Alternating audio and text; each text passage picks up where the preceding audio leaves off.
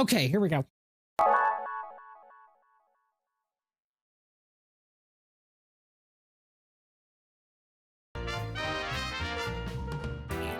All right. Hopefully the, once again, I always, obligatory, hopefully the audio balance is better this time than it was. It would be very nice. I adjusted limiters once more.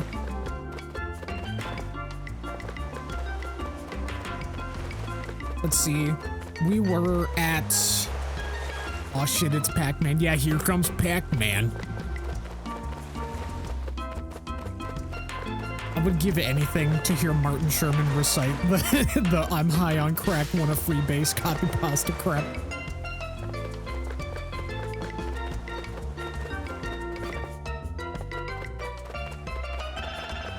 Okay, so we got dog.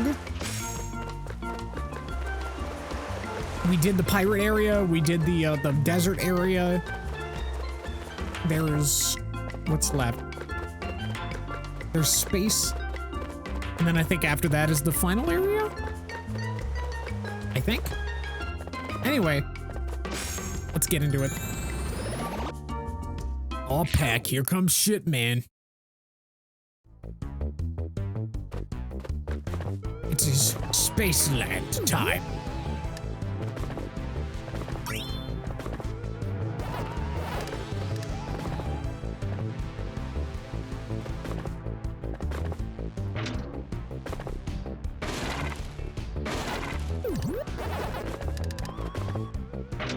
Okay, so those... They make it open temporarily, I see. Oh wait, no, it just turns it on and off. Why even have a button to turn it off? No. Fuck you. Weird little aliens thing. I don't even know what that's supposed to be. What?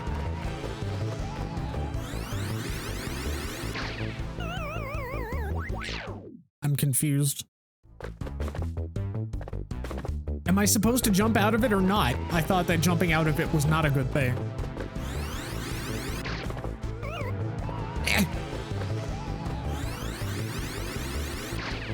Oh, okay. The arc is just very specific, I guess.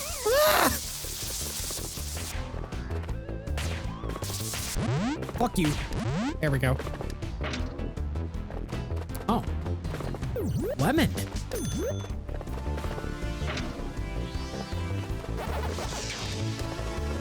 And a token.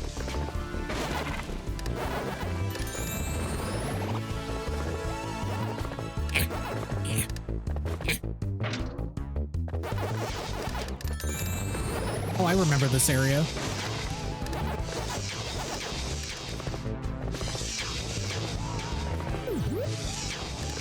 We got one of the 2 A's. Pac-Man's got 2 A's.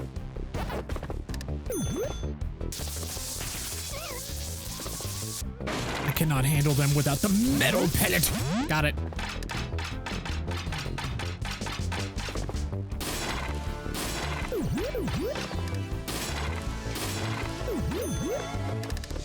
I cannot get in. I need...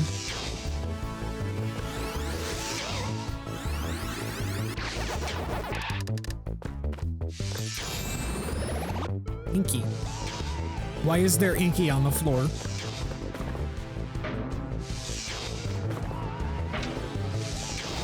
Fuck.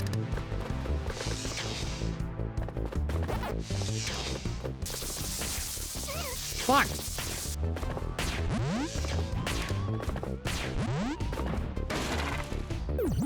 Ah.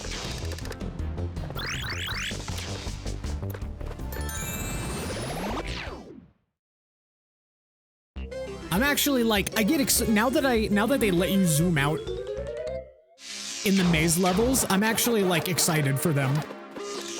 That's his final resting place. Be respectful. God damn it. Thank you, Hans. I will be more respectful of Inky, except Inky is right there!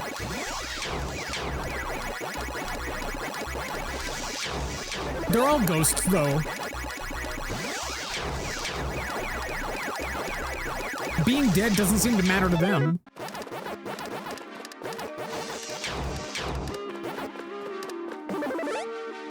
Oh, well, now he's dead. Take that.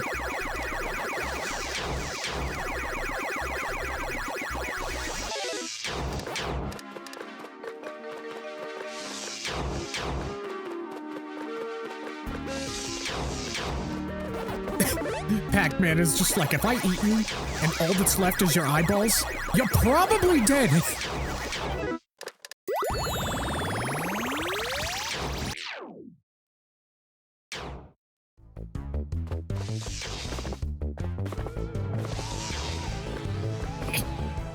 No, I didn't mean to butt bounce.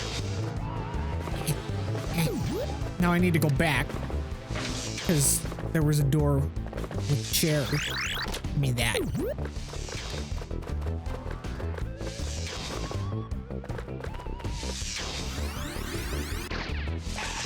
Good. Am I audible? Am I more audible than I was last time?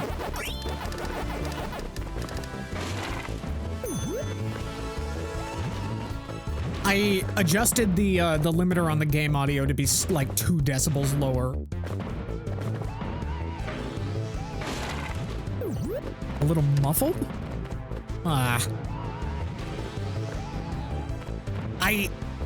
I'll be real, I don't really know how to fix that. But will it let?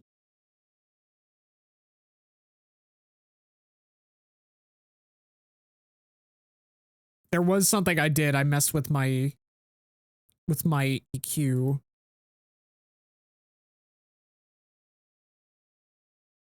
How's that? Is that better?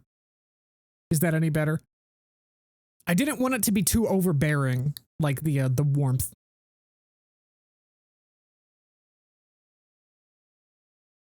I should sound like 30% more like a podcaster now. All right. I just don't want it to be like overbearing to headphone users.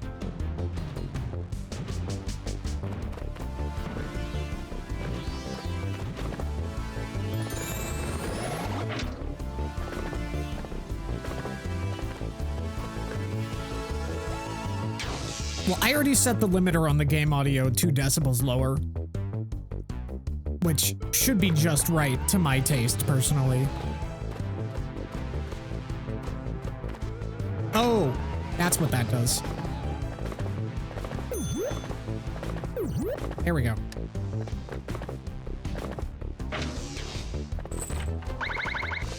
Granted, I did not do a test recording, but in theory, it should be closer to what I want than the last stream I did, which is good. That's like good enough for now. What I need is for somebody to teach me how to do these plugins. That's what I need. No! Fuck. No, no, no, no, no, no, no!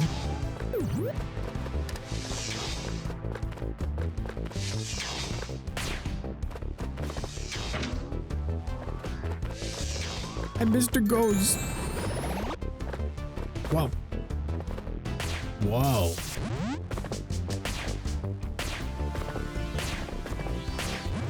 Fuck off. There we go.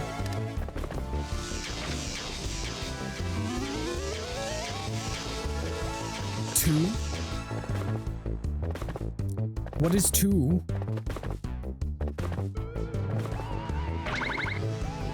Like, I could turn the game audio down a few decibels itself, like at a base level. That might help.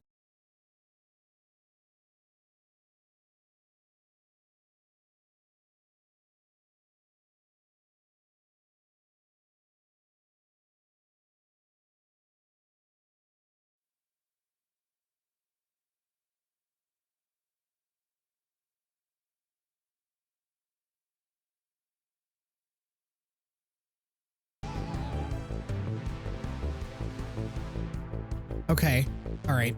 Hopefully that will also help a little.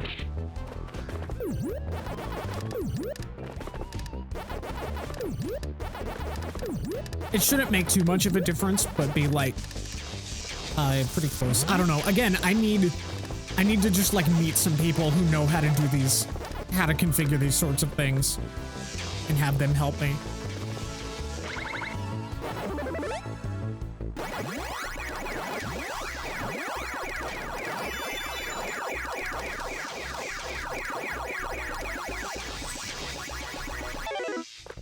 I do not have a bell.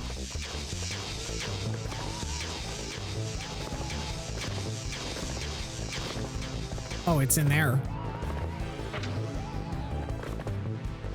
I see. There we go. Oh! Well, I needed to go down here anyway.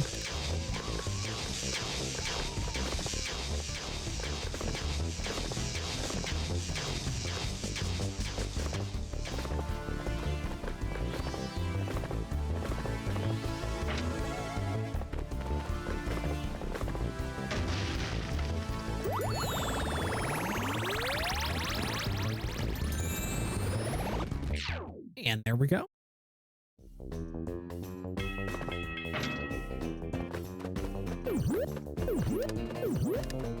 Go Pac-Man.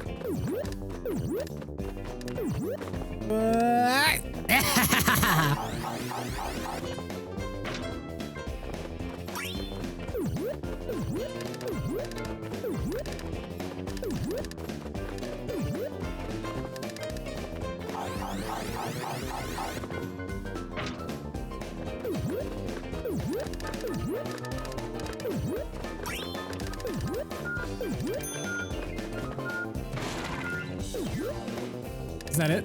Yay! Also, I realized in the first session, I thought I had lost a bonus level when I had actually gotten everything. I don't know what I was thinking.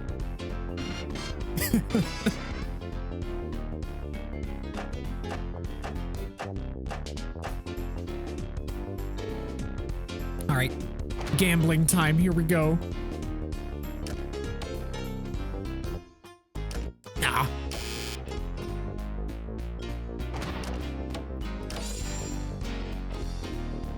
Fuck.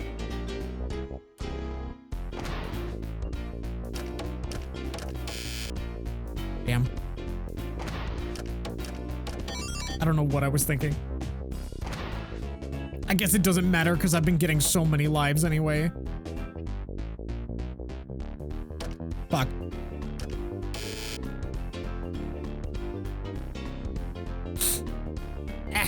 Oh, crap. I am so I'm a sneaky snorfer today. I apologize. I tried to mute myself, but it didn't work.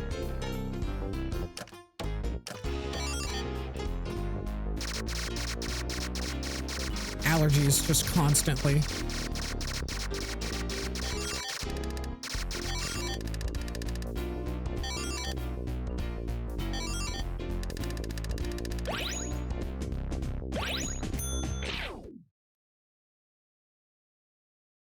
Oh.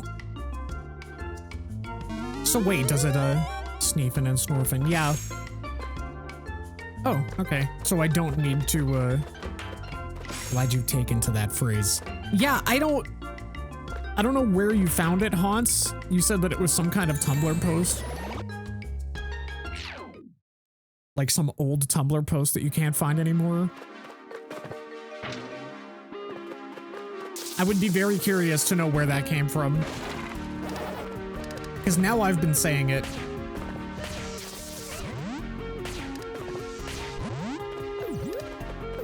Because it does describe me. I am a sneefy snorfer. Tumblr a year ago. Oh, okay. So not that long ago. Not ye old Tumblr, but just Tumblr.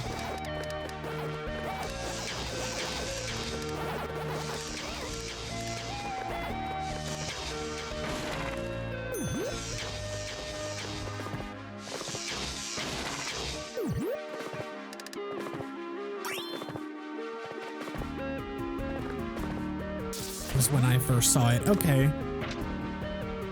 Well, who knows how old it is then?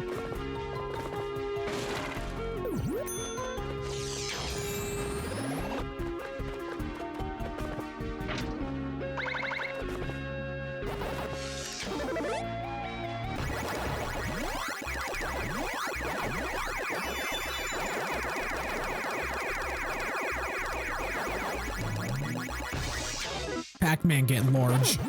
Cannot trace the etymology of the sneaky snorfer. Okay.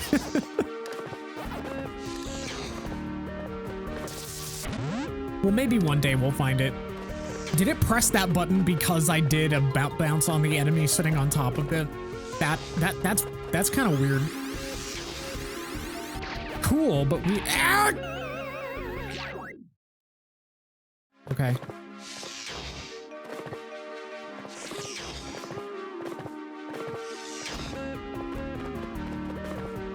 One day we'll discover the origins of the sneaky snorfer. Okay, good enough. Good enough. Oh, they open the same thing. Eh. Watch out for falling rocks. Eh. No.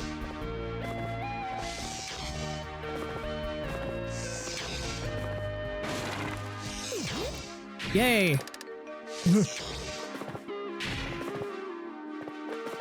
My bug! I didn't even need that platform.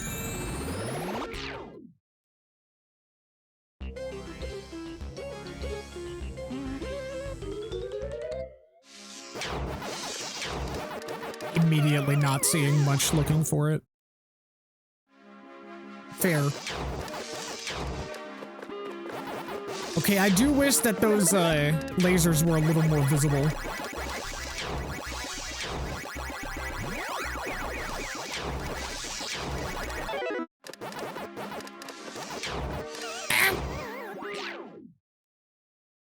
Stream keeps freezing the video. Could be my internet. It might be your internet, I'm not sure. It's hard to tell because I can't properly monitor it with the frickin' stream manager. I'm gonna have to restart this level.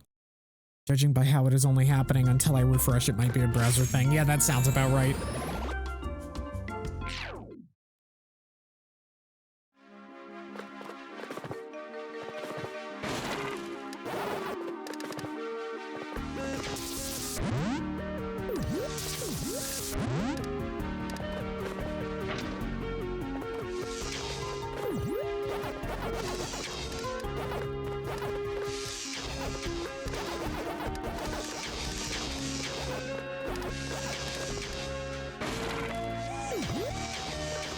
Well, I'm just happy to have you here, Hans.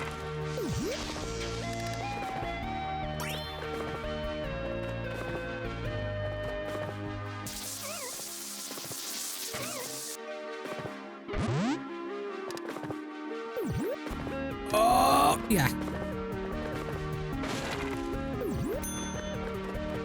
Yeah, this game just throws extra lives at you like candy.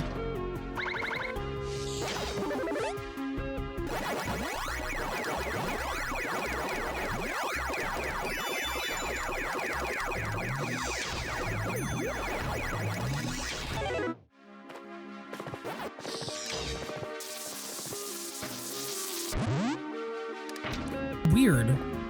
It didn't, like, transitive property my butt bounce at that time. I don't know why.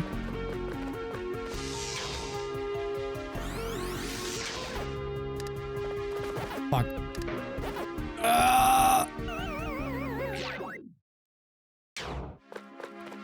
I'm glad I didn't hit that checkpoint because I want that dot. It doesn't actually help me. I know that the dots are not required.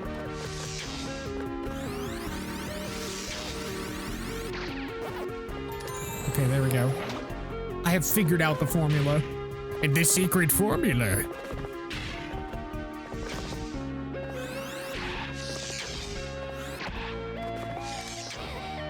So wait, so those guys they can protect themselves from your butt bounce, but they can also protect themselves from your rev roll depending on how they feel at the moment.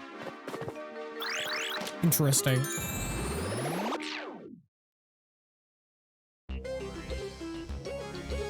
Okay, why is my thing not muting?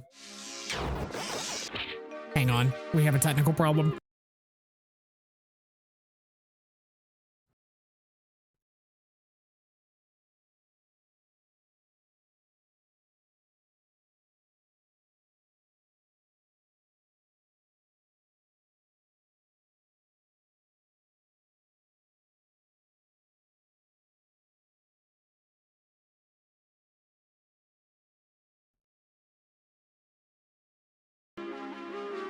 There we go.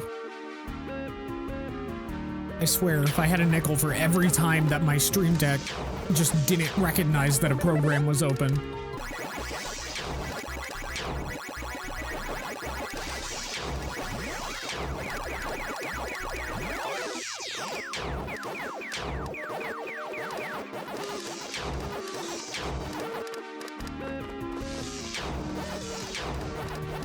I don't like the noise. I don't like the loud noise that those lasers make.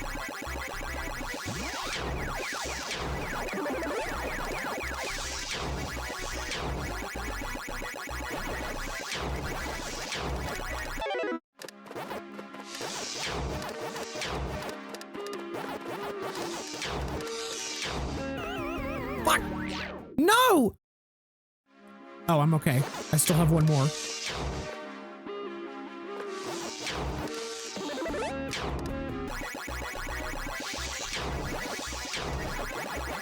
There we go. Clear. What is that brainworm from? Who is the guy who says clear in that word, in that voice? What game is that? I honestly do not remember.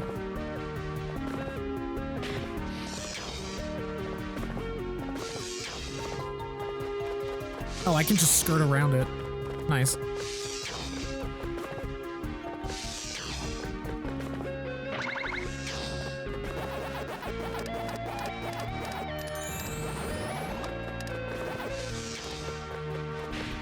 I need the lemon.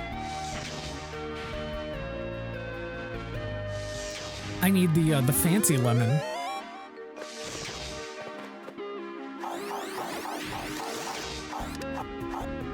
Perhaps the lemon was more of an egg after all.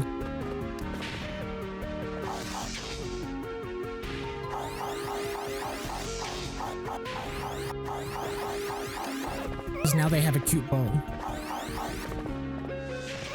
Which, as we know, in the universe of Pac-Man, signifies femininity.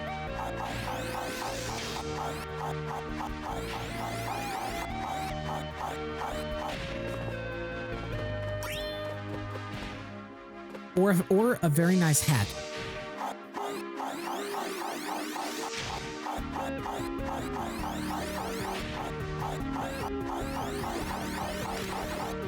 I forgot they outlawed bows.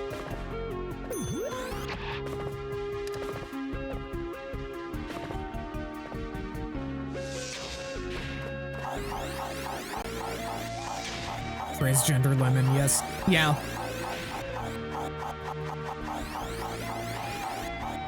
It's a transgemin.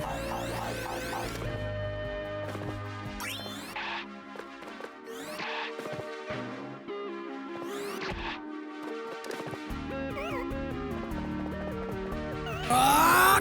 I don't like that. I don't like that. I got fucked. That was dumb. That should not have happened.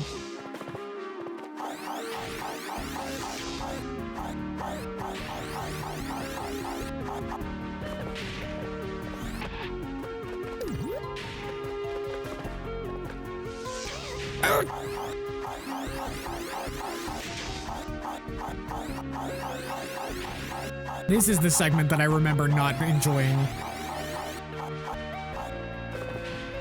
Give me that A.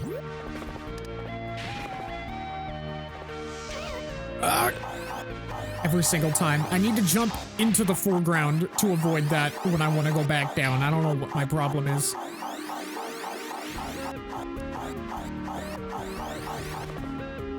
Now it's gonna make me go all the way back down. Look, there's Professor Pac.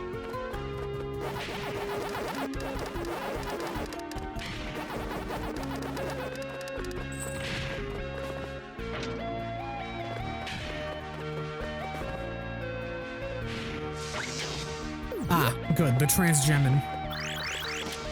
It's ours now.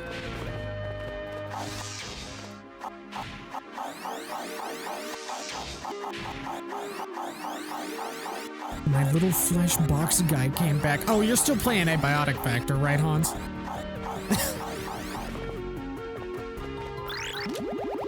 You found my key. Thanks, Pac-Man. I'll wait for you up ahead. there he goes. He ascends.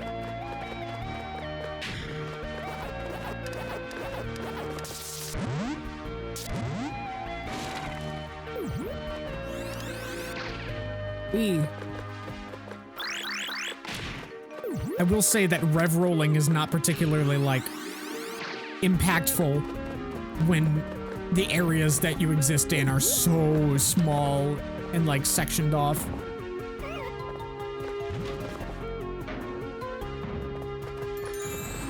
Though we know that World 2 improves on that drastically by giving you more applications for rev rolling outside of just use it in this specific area.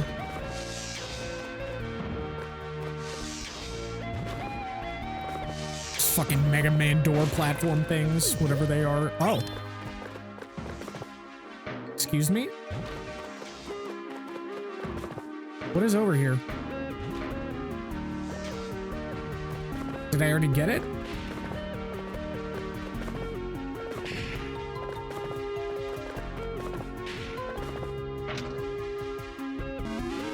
It does a silly dance when you stand in front of it. That's awesome.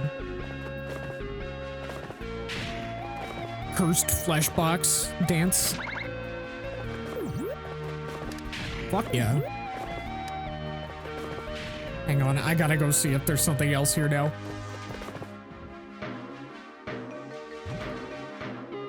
Okay, no. Whatever that was, I must have already got it. It was probably just a fruit.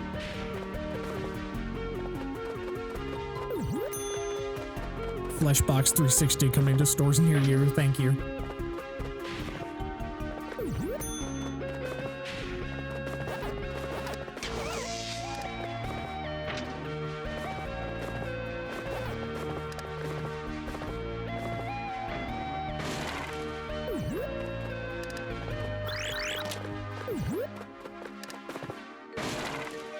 What exclusives does the Fleshbox 360 have at launch?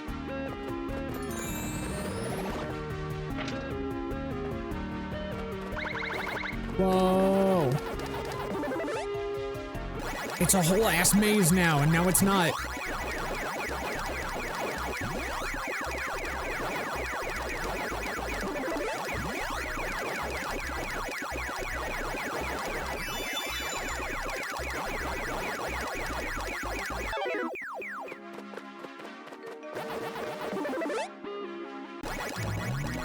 Oh, I can still jump. Boing.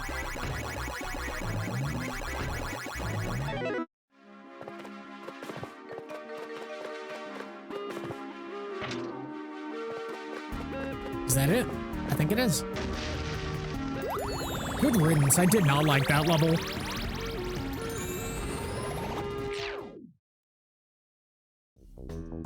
Well, I mean,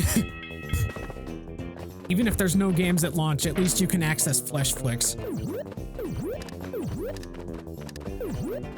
That sounds like a porno service, doesn't it? Scorn 2 featuring the one guy from the pixel art Giger game. Oh, the guy from Darkseid, yeah. Yeah, Scorn 2, starring Mike Dawson from Darkseid. The franchises unite.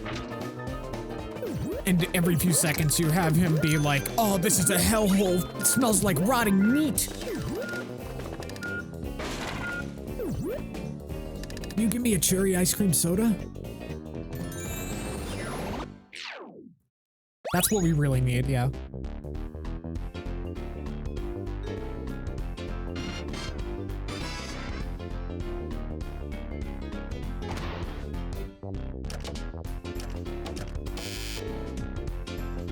The point-and-click game that just licensed a bunch of H.R. Giger art.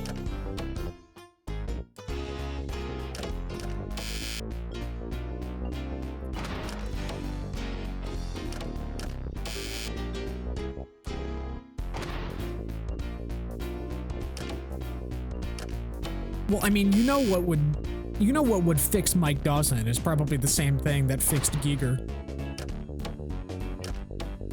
And inspired him to do all of that art.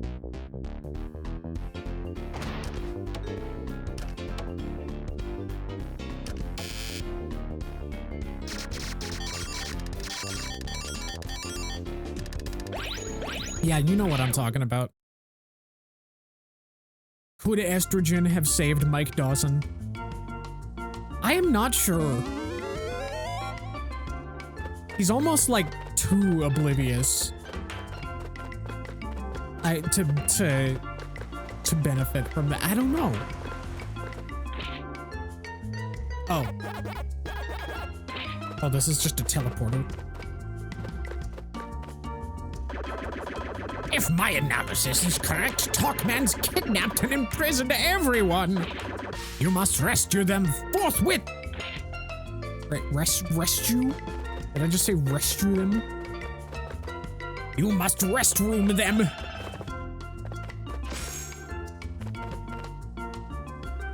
They've been in those cages for so long, they need to use the bathroom.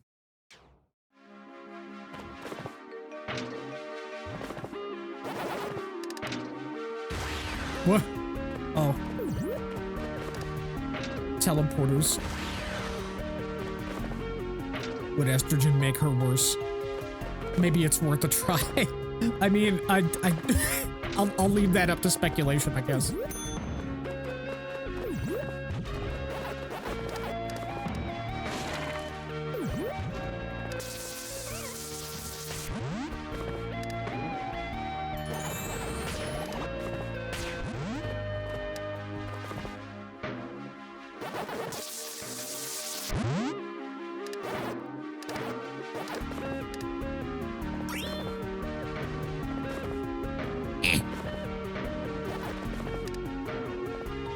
Oh, right. I forgot about Clown World. I forgot that this game has a Clown World. Is that part of Spooky Island, or is that just its own place? I forget. New Darkseid sequel, but none of the cosmic horror geeker parts are there. like it's just...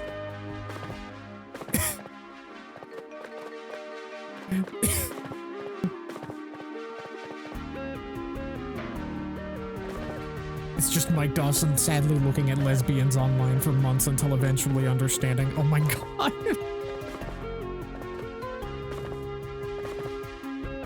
Good for her.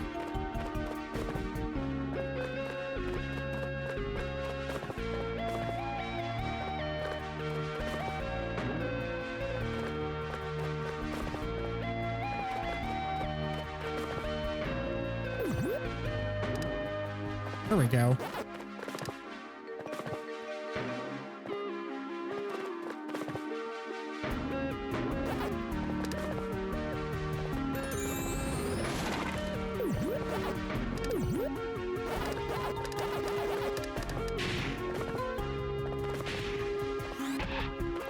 Then again, it's already too late, because, like, doesn't he, like, die at the end of the second game?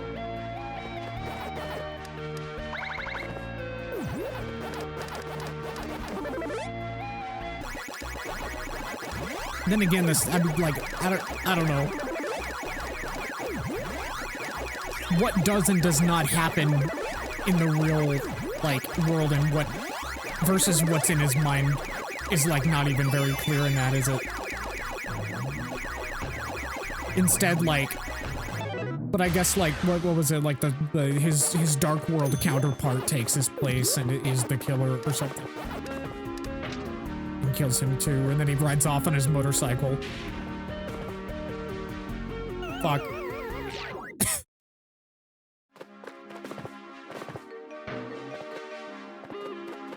I don't know. How much of it is meant to be taken literally, I have no idea.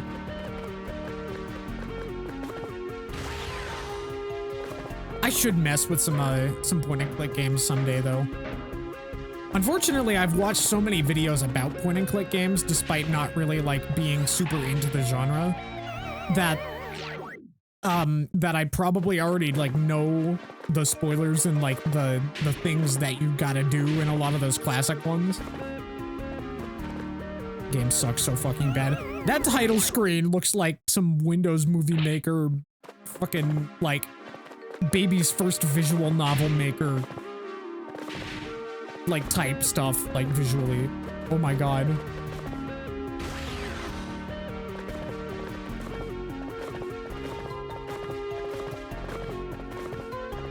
Played a little Halloween one on Itch and it was fun. Fair.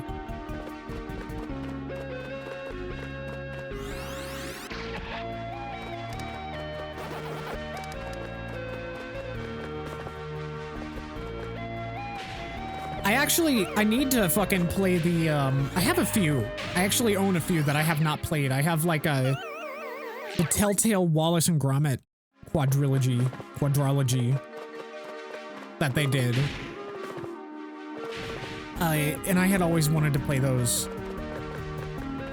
One of these days I should play Sam and Max. I feel like that would be good stream material, because I don't know much about them other than like a loose... Like, I have a very loose idea of the character dynamic between the two, and that's like all I know, and that just sounds amazing. That seems like it would be a really fun series to play on stream. I feel like I would have some fun commentary. Wallace and Gromit. Sorry, I am struggling to function in this.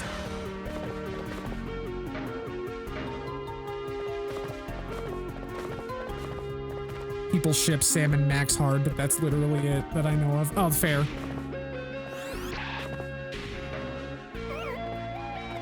I believe it.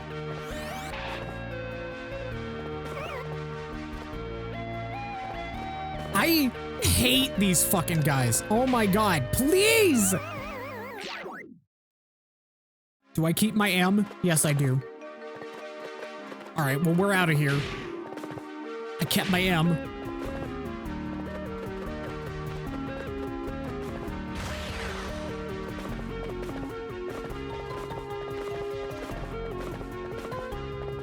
Do I have a bell? I do not have a bell yet.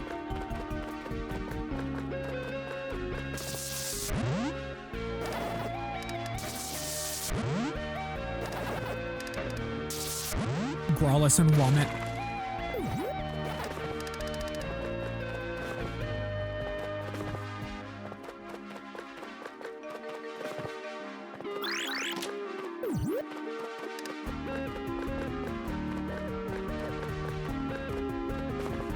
I actually do own, I believe it was the first Sam and Max game from a GOG giveaway from a long time ago. So either that or I just got it for like 50 cents on sale. I can't remember. It was a long time ago, but I got it and I have it, and I might have to mess with that sometime.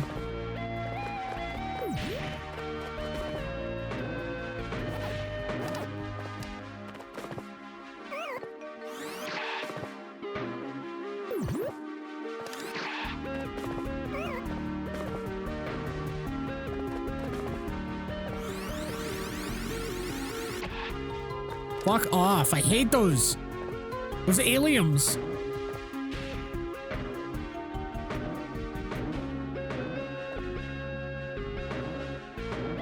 They're LMAOing right at my face.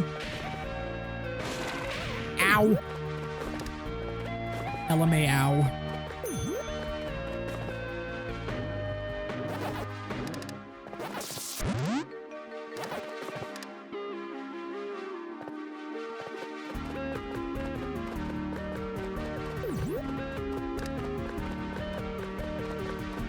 There, I got the big letter N. I have achieved Nickelodeon's team block evening, whatever the block that they ran on like Noggin in the evenings for like teens. It was called The N, I think.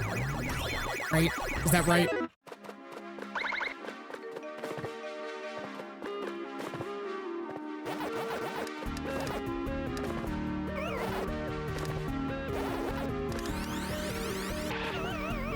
Fuck. I do not fully understand how I am expected to deal with those aliens without taking damage. That was a Cartoon Network early. That's fair. Yeah, I did not watch much Cartoon Network. I wish I had. I know we've had this conversation before, Haunt.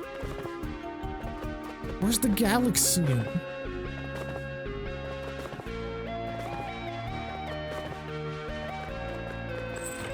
I do not have it.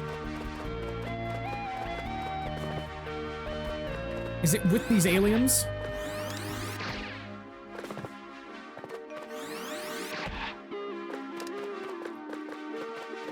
Where is it?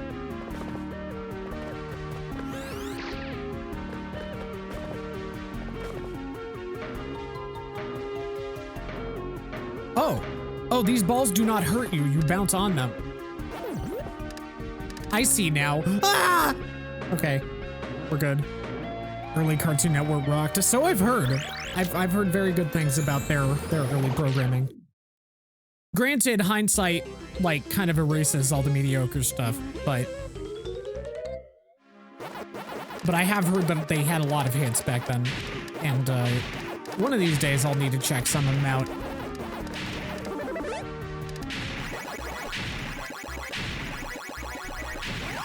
They also had some pretty damn good stuff in the 2010s, but I ended up at that age where I'm like, I'm an adult now, can't watch cartoons.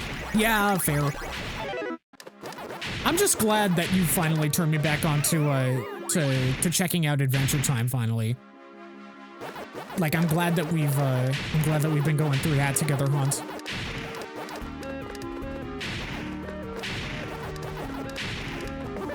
Because that's been really engrossing, I think. I think its pacing is maybe a little too brisk, but other than that, I don't really like. Other than that, I enjoy it. It's good. It's a good thing.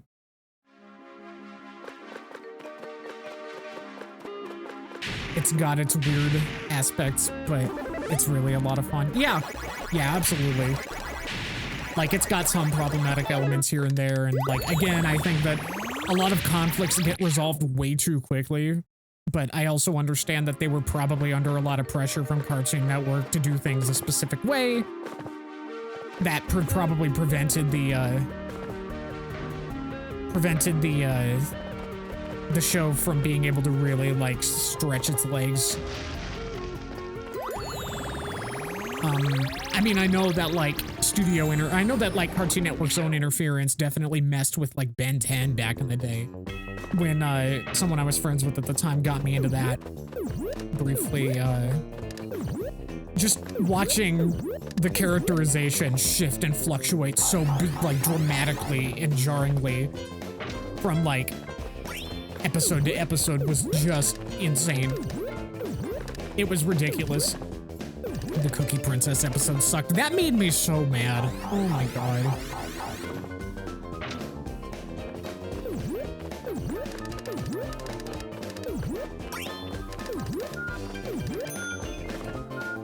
Like, at least characters like PB who do unethical stuff are shown to have that element be something that pushes people away. I mean, yeah, I can appreciate that.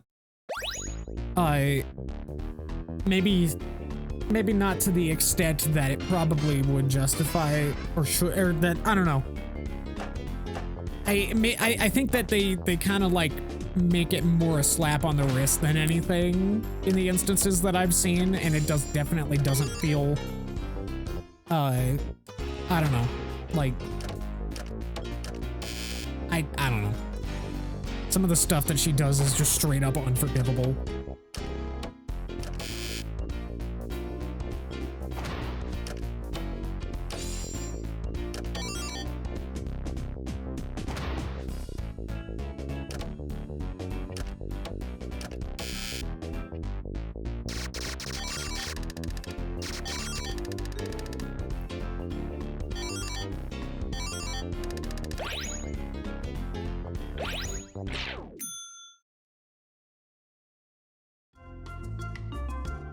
All right.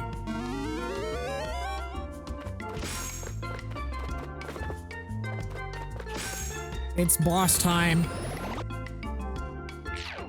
This was always kind of cool. I always thought that this was a really cool boss to come across.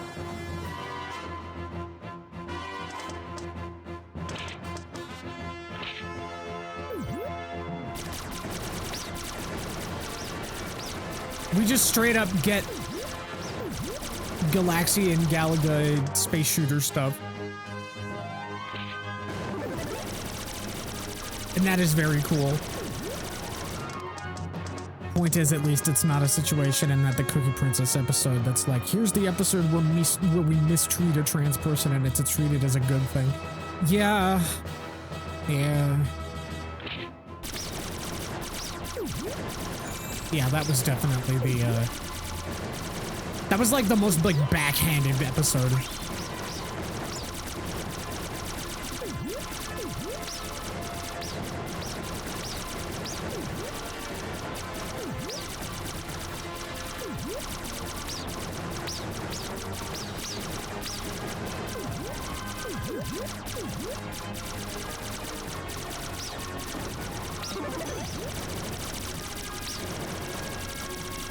Like, the fact that they're like, yeah, you're technically supposed to root for this character, but the best ending that they're allowed to have is to be the queen of the mental asylum is like, fuck you. Fuck you.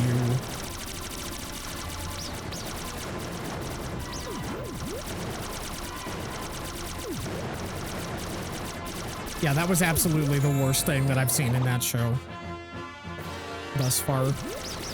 Hopefully there's nothing that bad past that point. So far, I don't think there's been. Because, like, what, you and I finished the Islands miniseries, which was neat, although I feel like it's... I don't think it spends its time very efficiently. But, like, if pacing issues is, like, the worst that I can say about a string of episodes at this point in the show, then it's fine.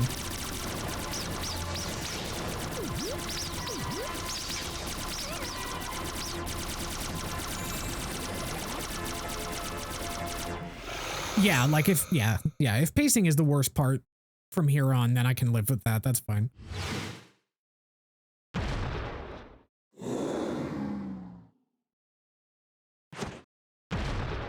Maybe a little unfocused at times. Yeah, it feels like the things they choose to spend their time on, especially during that, again, like during the Islands miniseries, there's like a whole episode that just kind of feels like meandering and doesn't really teach us that much. And feels out of place in a dedicated miniseries that's supposed to have a narrative arc. Yeah. That's... Look, and it's even got the thing! It's got the tractor beam, too! How cool is that?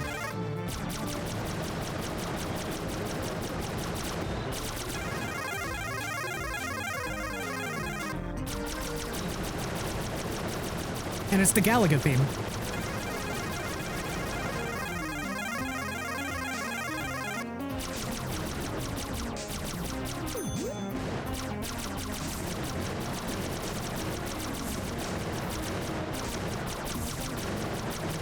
I remember having so much, I mean, I guess I kind of had at one point a lot of nostalgia for Galaga Destination Earth on PS1. But going back to play it, I replayed it. It was like shortly before I started streaming, so I probably could have played it on stream, but didn't. I probably should have waited. What an irritating game, and it's entirely because it just doesn't have like an auto fire button. Like, it would have made things a lot better if it just had some kind of auto fire button and like maybe some better camera angle. I remember this being extremely difficult on PS1, but maybe I'm misremembering.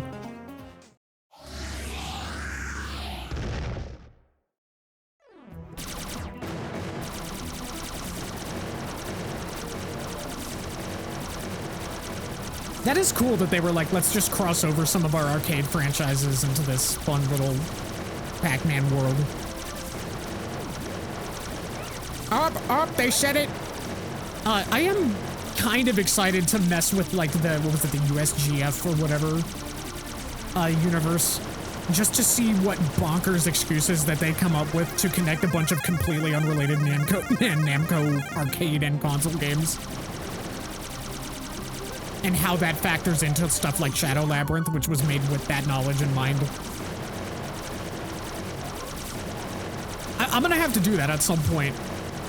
Like, I'm convinced that that's something I will have to mess with, because I love weird connected universe shit. Especially when it's like, fuck it, we ball, how do we connect all these existing things?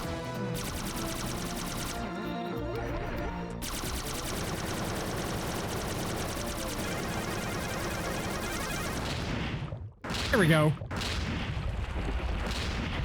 Yeah, I remember having a much harder time with this on the PS1 version.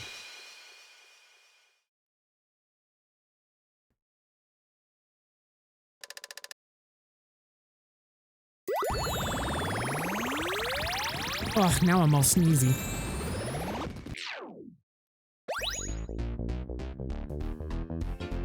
Yeah, my allergies are killing me. Anyway, cool boss.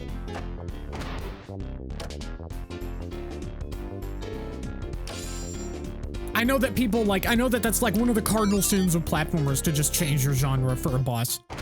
But like, I don't know, I think that's cute. I think that like in moderation, that can be cool. As long as you don't introduce it right at the end of the game and have that be the final boss. And this does have an actual proper final boss that uses the established mechanics, but like, I think that there's a place for it in these kinds of games. I like the variety.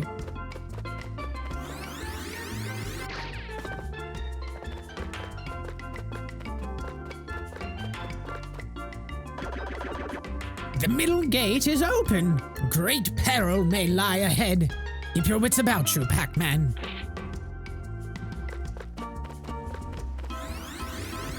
Like, you know, I'm a Spyro 3 defender. Like, I do not care if there's more mini-games or whatever than there used to be, or more different alternate gameplay styles. I mean, it's like, as long as they're good. I admit I liked the Ikaruga stuff in Sonic Frontiers. Yes, I did too. I thought it was great, and they introduced it early enough. I wish they could, actually, I wish they had introduced it just a little earlier, but they introduced it early enough for it to like sink in and have some significance. Oh, right, okay, there's a clown world and a factory world and then Ghost Island. This is longer than I remembered. Okay, so where are we going? Are we going to the factory? Are we going to the Long Day factory? Are we going to Clown Temple? Clown Town.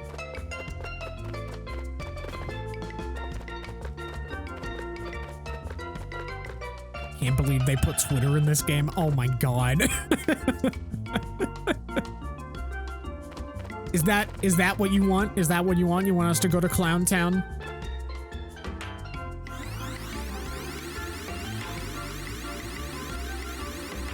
I'm spinning. I'm spinning.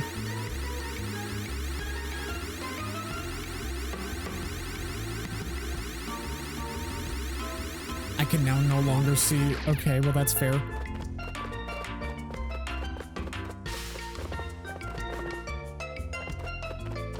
Freeze frame of Pac-Man jumping. That's how it is on my stream manager. Well, I mean, like, it freezes if I even get anything. It's not showing me anything right now because the stream manager is garbo. It used to be okay. It used to be usable. Now it's not. Clowning around episode.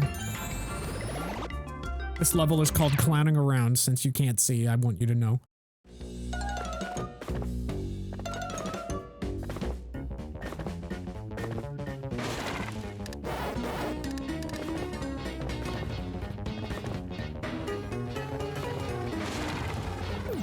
I know that this world has like the infamous freaking driving minigame that I'm pretty sure that they improved significantly in this version.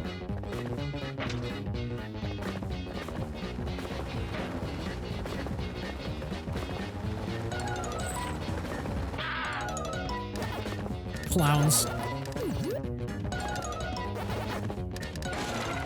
Pac-Man, watch out for the juggalos!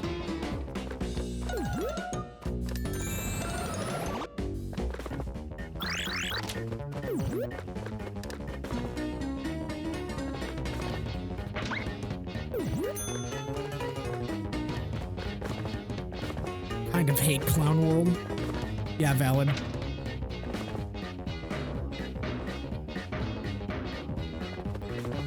This is where the Twitter users live, like you said.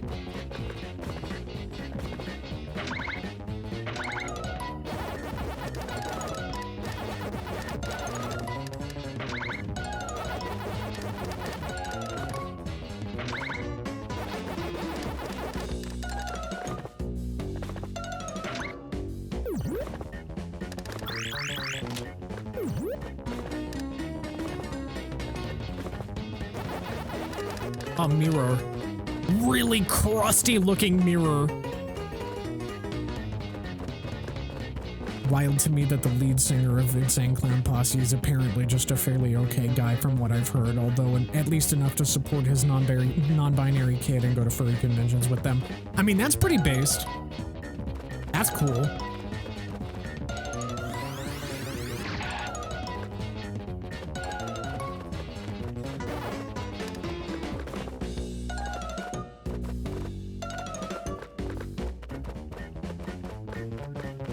Does the band, are the band themselves, are they affiliated with the Gathering of the Juggalos event? Because I do remember hearing that, that they had Charlie Sheen host that once during his, like, 9/11 denialist meltdown era. Which is, a little iffy to me, but...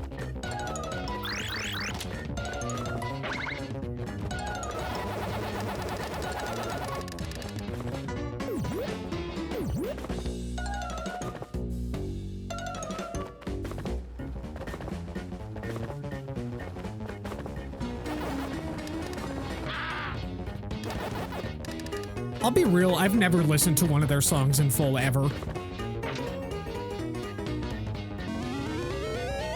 I literally only know about them through memes. And I just never, like, got around to listening to any of their stuff.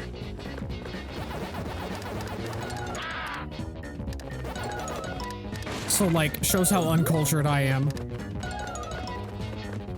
You know how these things are with celebrities. I don't pay attention and assume that there's a chance that they suck. Yeah, that's valid.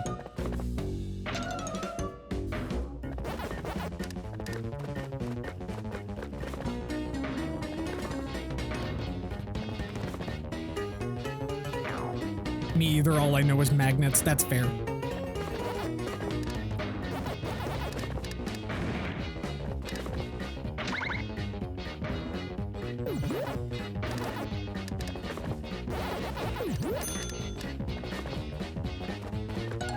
Yeah, it kind of seems like just like mainstream media is kind of like designed to specifically weed out anyone who is not insanely corrupt. Just like the police. So like, you know, you know, ACAB, but they, but the C stands for celebrities.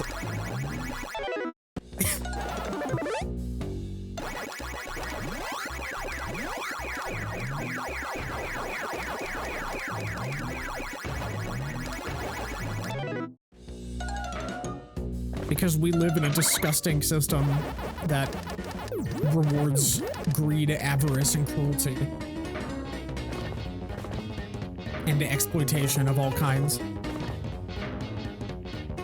I can't do that.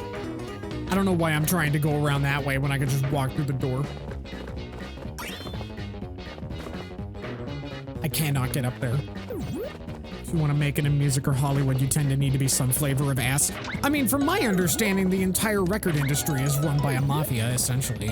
Like...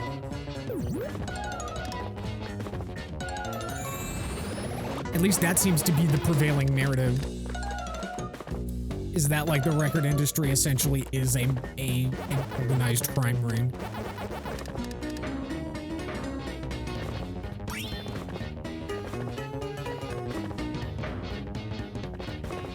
Which wouldn't surprise me. Apparently there's a lot of mafia activity in, like, the gaming industry as well, specifically in Japan.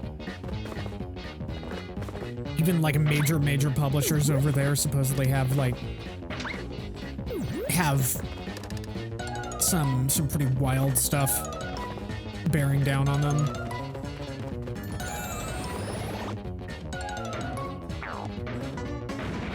And very, unsavory affiliations.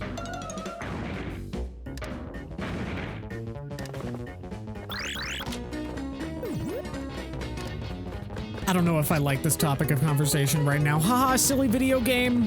Silly ball man. Look at him go. He's schmoovin'. I almost got crushed by the staircases because I was careless. I guess it's fitting for Clown World. this conversation though.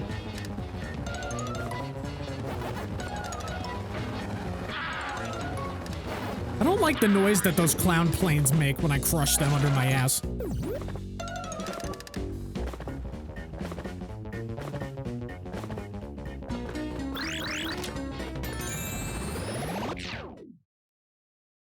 Almost prepared for my second duel with Spubby. Yay, Spubby! I've already told this story on stream once, but Spubby is our nickname for me and Hans. We Gorm the Devourer from Core Keeper, we refer to jokingly as Spubby. And they are just a big grub.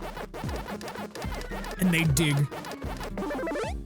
And they are also in Abiotic Factory now.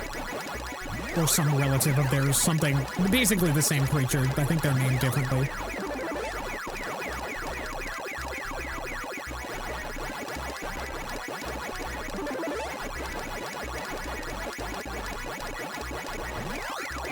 We gotta discuss the etymology of how we got here.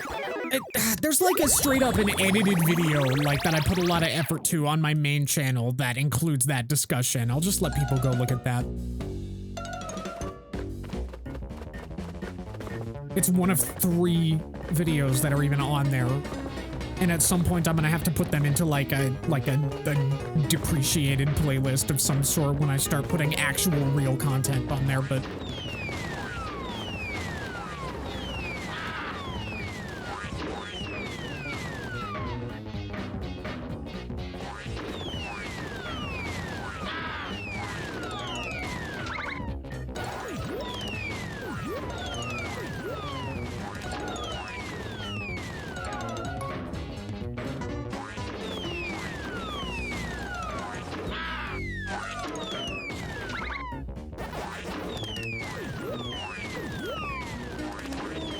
maybe when the time comes, maybe if I get more of a following, I'll do another actual, like, explanation of it on stream. Just like the Moss thing. But right now, nobody watches these. Like, actually nobody watches these. So, that day is not today. I want it to be an intriguing, clip-worthy lore drop.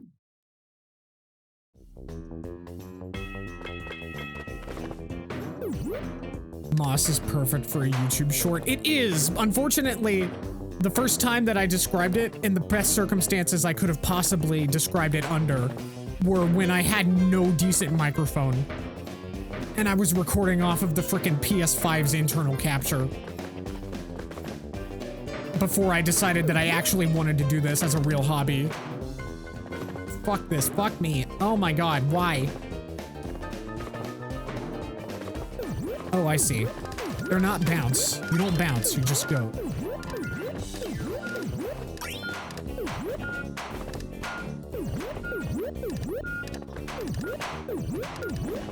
Ha! I did it. I don't like YouTube shorts, but maybe I should learn the dark power of that. But the thing is, do I really want people who watch YouTube shorts unironically to watch my channel? Is that the kind of fan base that I want? You know, like, I know beggars can't be choosers, but, like, I have some standards, come on.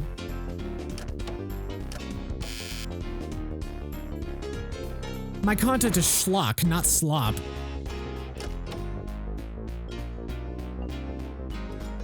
There's a very important distinction. They attract attention. Well, then it can go on Blue Sky as a clip, like a silly shitpost or something. Yeah, I guess that's true. Maybe highlights could be shorts, I don't know.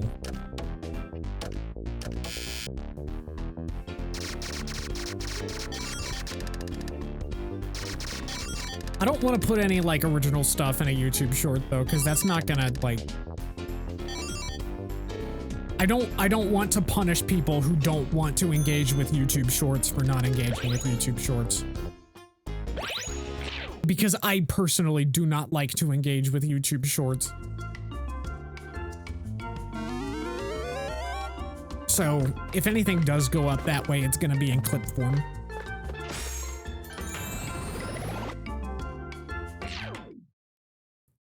I don't even know. Can you clip a YouTube video that you've uploaded without, like,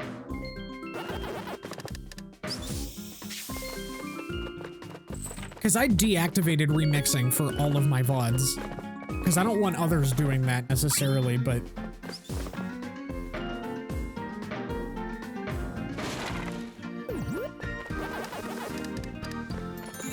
if that's something that I'm allowed to do, then that'd be cool.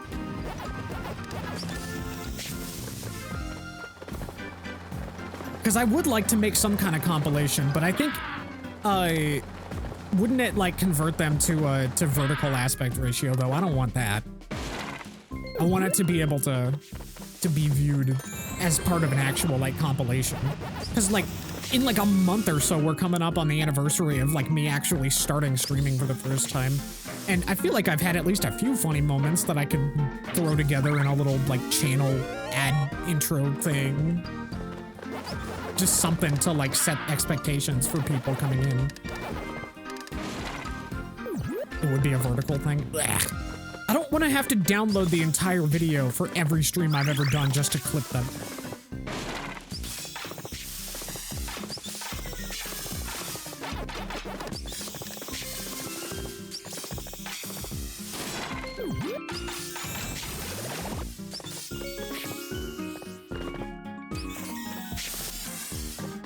Maybe I should, like, go buy, like, a dedicated USB drive for that sort of thing.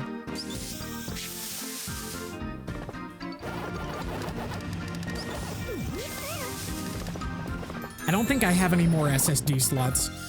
Or I don't think I have any more, like, SATA 2 slots for SSDs. I have a USB drive that I primarily have been using for stuff like that, but it's not very large. So maybe I'll have to go get a bigger one to swap it out for.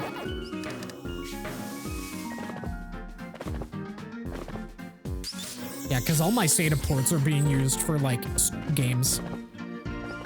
SSDs with games on them. And then at some point I might need to, you know what, eventually I'm gonna need to make an entirely, build a whole new gaming PC. I don't know when I want to do that because spending money sucks. And I tend to be the type to try and get as much use out of my electronics as I can before replacing them.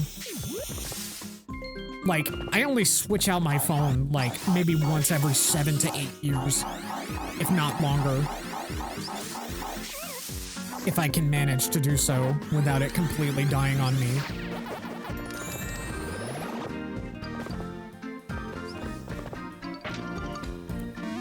Had half the parts of my PC since middle school, that's fair. Because, like, you know, considering all of the atrocities that go into— oh, I don't have the P or the C!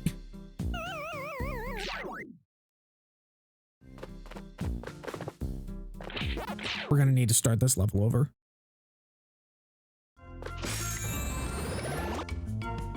One of these days, though, like, I mean, it seems like the graphics card market has taken a huge downturn, which might make it a good time to buy. As a consumer trying to get a decent graphics card, but also I've been hearing nothing but horrible things about new graphics cards. So I don't even know what to do. And of course, I don't know, like, my current gaming PC is one of those Newegg pre-builts. So, like, I didn't assemble it myself, so, like, I don't know everything there is to know about assembling a gaming PC, so I'd have to do research on that. Or, like, find a friend who knows better than I do and have them teach me, and then pretty much only upgrade where— I'd pretty much only upgrade where yours is give or take. That's fair. Well, and I mean, like, there's probably elements of my current one that I could reuse. I have an amazing case. I have a good power supply. I'm pretty sure that those things can carry over to a new machine.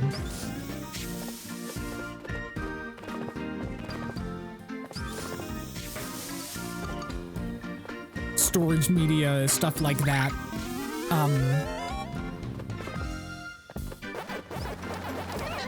Really not that hard. Okay. It's just that, like, I know that for if I want to go any better than I have, I'd probably need to get a new motherboard because I'm pretty sure, like, I need to, like, make a new PC rather than just upgrade, like, a graphics card and CPU in this because, like, scariest is the CPU. Well, I mean, that's fortunate for me because I've replaced my CPU once already. I found out when the graphics update for Final Fantasy XIV dropped alongside the launch of Dawn Trail that my CPU did not meet minimum specs. So I missed the P again. Motherboard may be mean, part compatibility is the roughest part. So yeah, that's the part that I need to do research on, and I'm not good at that. I'm not good at initiating the process of doing research on things. Once I'm doing it, I'm good, but I cannot get myself to start. I have that major executive dysfunction when it comes to things like that. I can't even make phone calls without, like, ruminating on it for days, if not months. For, like, stuff like appointments, like setting up appointments. It's why I don't have a therapist right now. Just getting started. It's why I haven't uploaded any YouTube videos properly. I'm pretty sure their Newegg has a site where you can check compatibility. Then I might. We'll see. Maybe if I get any kind of tax return next year, I'll see what I can do. What is within my budget. Or establish a budget and see what that sort of process would look like. Because right now I gotta worry about the Windows 10 support ending, and like I'm pretty sure that my current motherboard has that stupid security whatever chip that is necessary to run Windows 11, or at least is very heavily encouraged. I don't think it's straight up required now, but it's like. It's apparently, like, important or whatever. But my PC is doing the thing where it says your computer is not eligible for it, is not compatible with it. And I believe that's because there's some sort of process I have to go through in, like, BIOS to activate the chip. And I remember because the listing on Newegg for my specific pre-built that I got mentions this. Or like somebody in the review section explained how to do it. And it advertised it as being Windows 11 ready. So I'm gonna need to just like do that, but I'm always terrified of messing with BIOS stuff. I know that it's not black magic. I know that it's all just logic. And I know that it's very eminently doable, but I just get anxious. It makes me scared. I don't want to mess up the thing that I play video games on. But if I can manage that, then after that, maybe I can look into upgrading and clone my drive to a new one. I think the big thing that I would need to do if I were building a new PC would be to get a much bigger or chain multiple NVMe drives together. Because the one that I have is pretty much only for system files at this point because it is so small.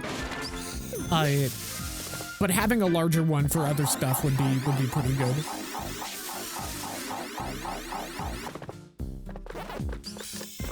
Wait, did I get the fruit that I needed for that door over there? The stovetop, the rotating stovetop tunnel. Ah!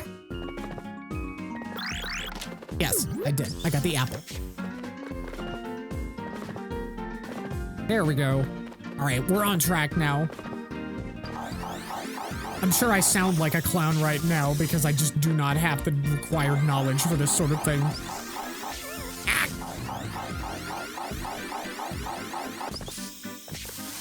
But yeah, I don't know, maybe that's something I should look into because, like, I gotta do everything that I can to fucking maintain my mental well-being at this current point in time.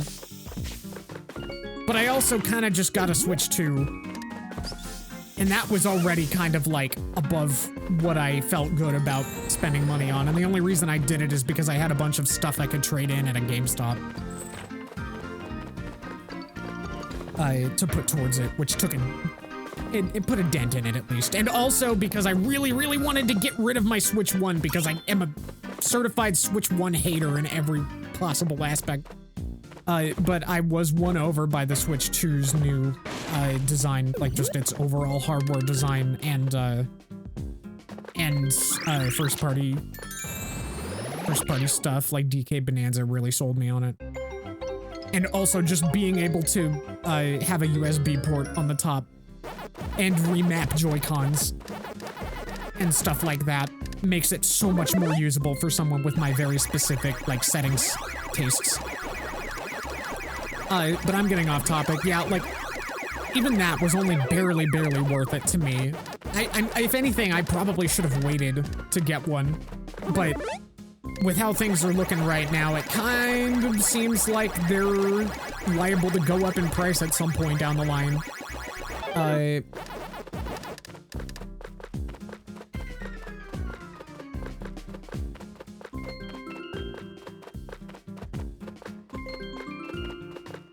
No.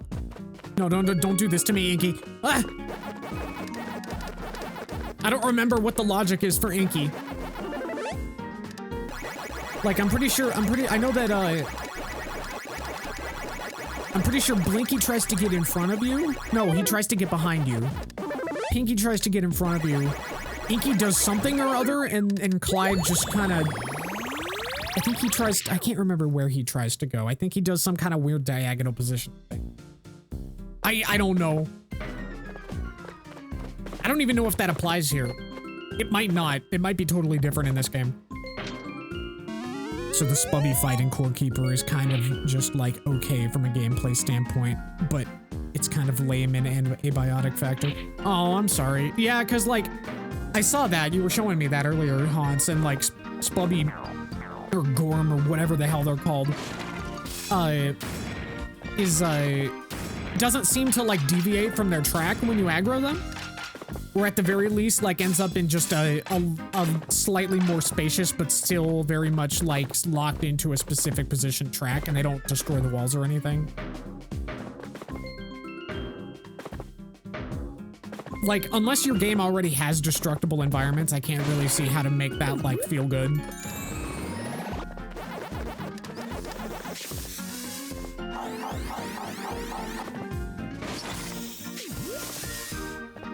The wiki talked about more attack patterns, but even the third phase doesn't really change anything, just the speed and the track that they move on. I see. Oh well. I'm sorry. I'm still glad that Spubby got to appear in something else. We love Spubby. I still have love in my heart for Spubby.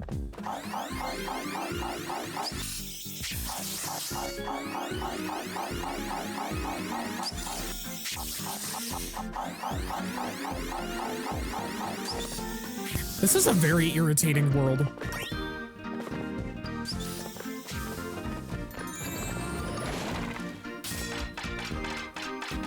Like, the early levels were like, oh, this is a cute little game, maybe pretty simple, but like, these are just like, oh, this is kind of arduous.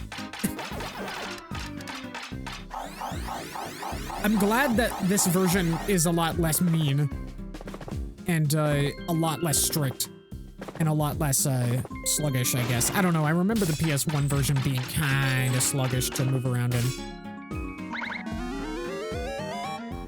Ah, Trans Apple.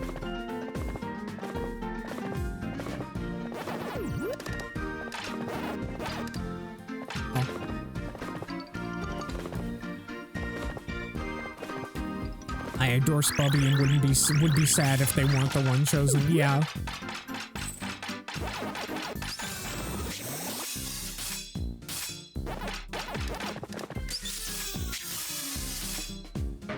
Yeah, no, this game is okay.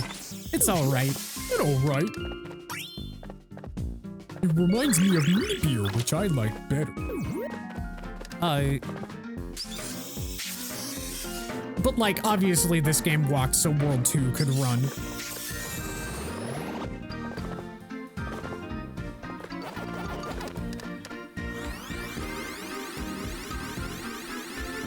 And World 2 ran so World 3 could like shamble around awkwardly, but kind of jazzy with it.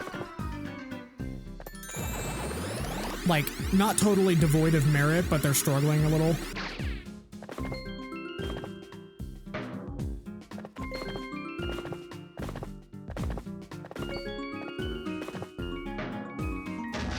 You know the vibes.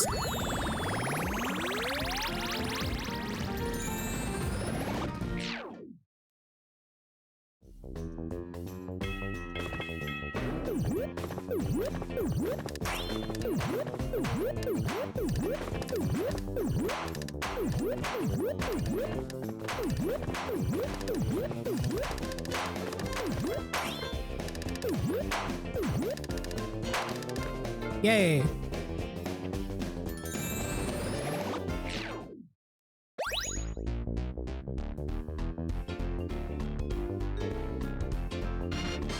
We never did get those details on Pac-Man Sector's energy, though. I'll have to consult the Pac tabloids later.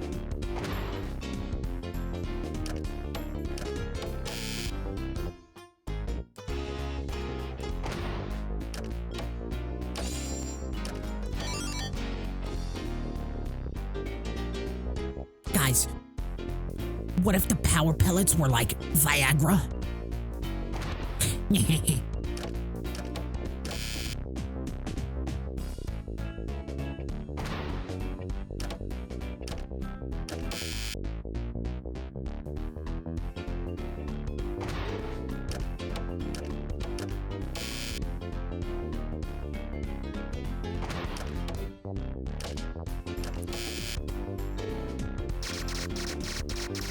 Pac-Man on E. Yeah.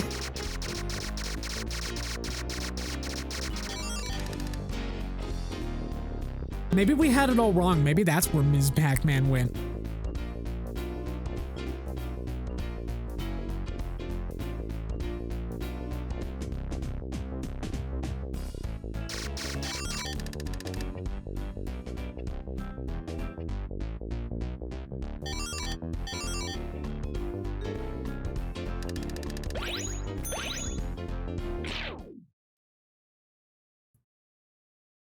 Somebody draw Ms. Pac-Man and Pac-Mom Yuri immediately.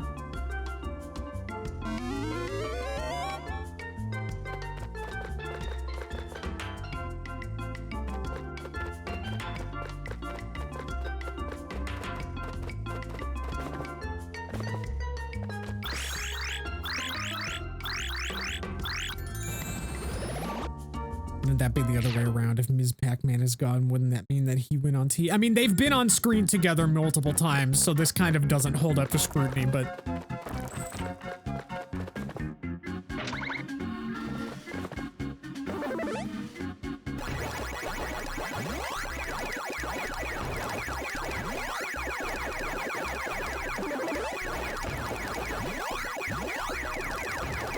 Scrutiny, scrutiny, yeah, fair.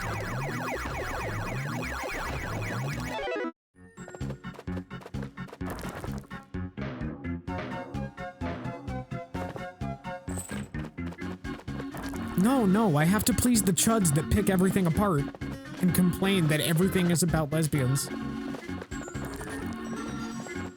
Even though ostensibly very little is actually about lesbians.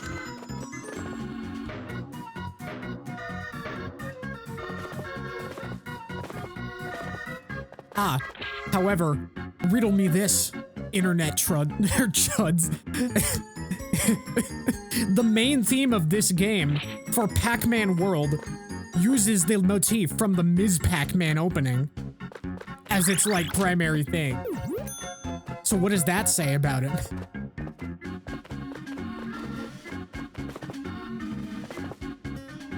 I honestly don't know what that would say, but what does that say?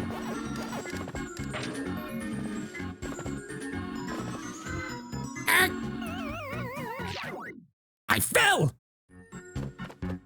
This is the perfect music to be having this conversation to, by the way. Me trying to twist my brain into a pretzel. Trans mask man, oh my god. Yes. Yeah, that's what happened.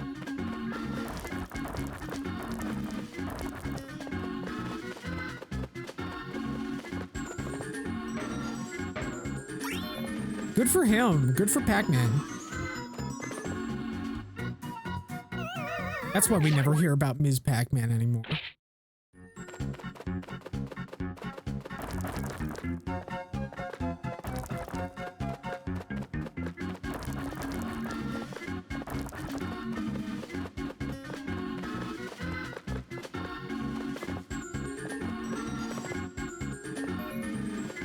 Oh, but wait, wouldn't it be power needles, though?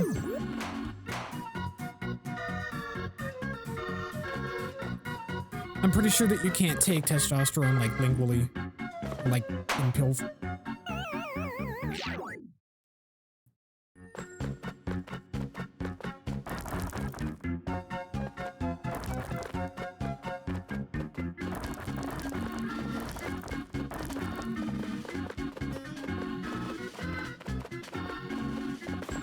Okay, so well, there goes that theory.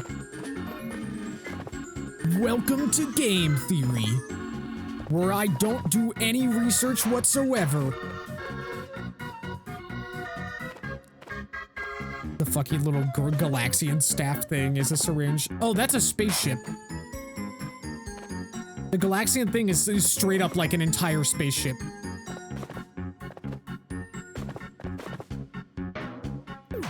Referred to as a boss Galaxian in the original game, I believe.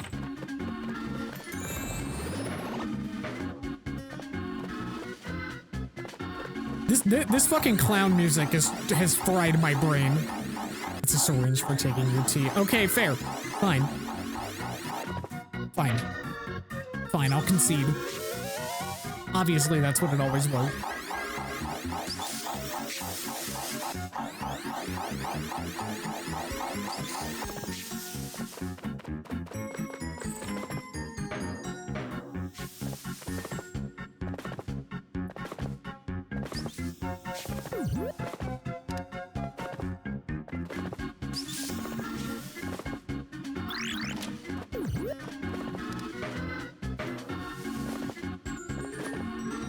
I am always right. Okay, you're always right.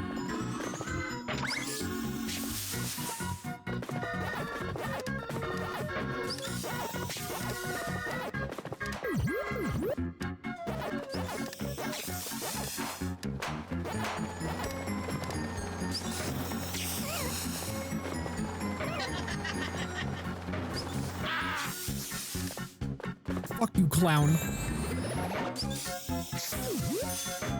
The sweet sound of dying clowns. Fuck. The unsweet sound of dying me.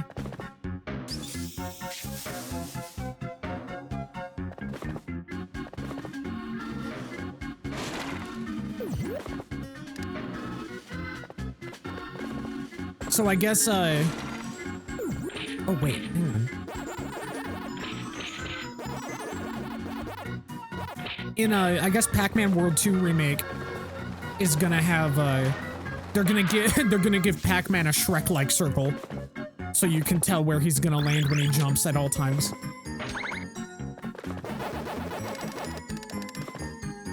They're gonna give him the circle of Shrek.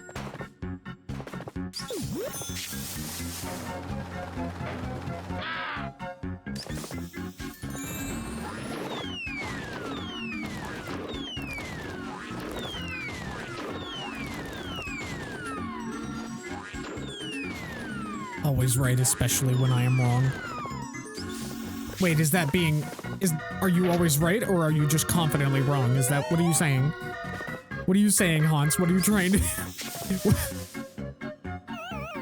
My brain is already pretzelular enough. Pretzeler.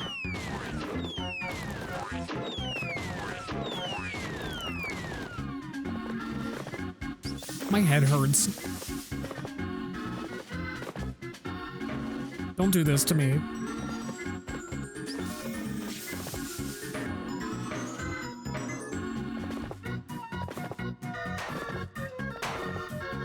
I think this music might end up being, like, used in some of my YouTube videos. I'll be real.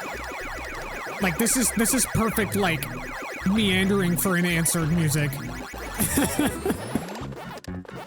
or putting up with a bunch of bullshit music.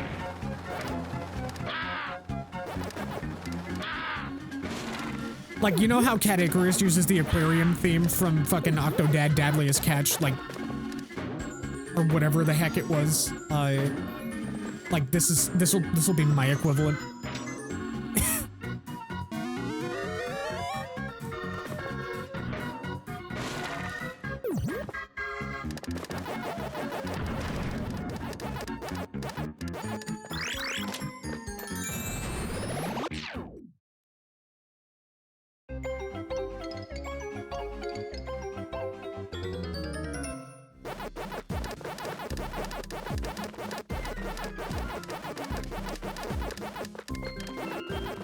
Welcome to Clown Town, baby.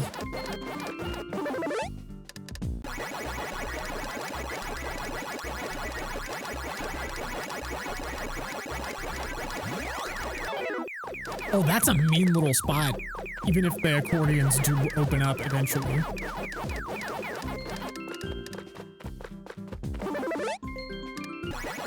Yeah, how about y'all fuck off? So I had a nightmare last night. It's dream journal time, everyone. So I had a nightmare that... Oh, I guess the pellets do not count as dots. Okay. But yeah, nightmare I had last night in which I existed in the Mario world.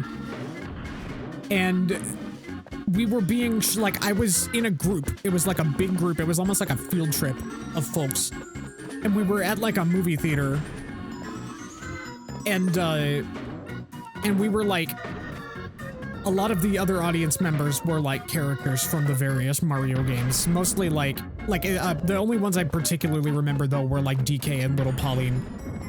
And we were, like, being shown fucking, like...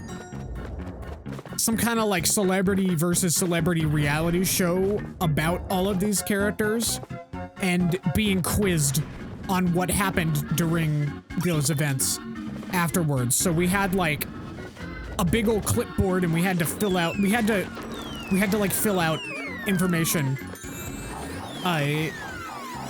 in order to get like credit or something for some sort of thing. Like we were expected to understand and comprehend what was happening and record it as the answer to all these questions. And, but also, in order to watch different segments of the show, they were being shown in different screening rooms at the same time, and they were only being shown once, and also the building was labyrinthian. And, like, if you wanted to enter the building, like, there were times when you had to exit and enter through another entrance in order to reach certain screening rooms. And so I got lost. As is the case with most of my nightmares, I got lost in some sort of urban environment. This is a recurring thing for me. And so I was like, man, the rest of DK Bonanza was really good. I don't know why it turned so stressful like this at the end. Like, somehow my brain contextualized this as the post-game to Donkey Kong Bonanza. Except I was living in it. And it was like it was also very snowy outside. It was like a very, very cold urban city. And, of course, I'm pretty sure at one point I probably lost all my papers. That's very likely. Yeah, so that's Vero's dream journal. for this day. Testing anxiety never leaves, huh? Yeah. Yep. That's very true. Fuck you, clown. Fuck you. Get out of here. Get out of here. Have a rotten day.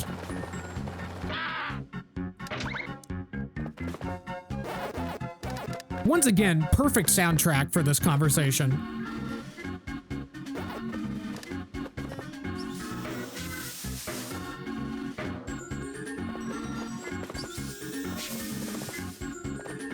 Reminds me of the Disco Elysium stomach puzzle post.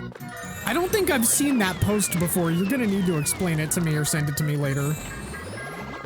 Send me like a screenshot of it. I'll pull it up and I'll read it on stream. If it is short enough to be fit into a single screenshot, that is.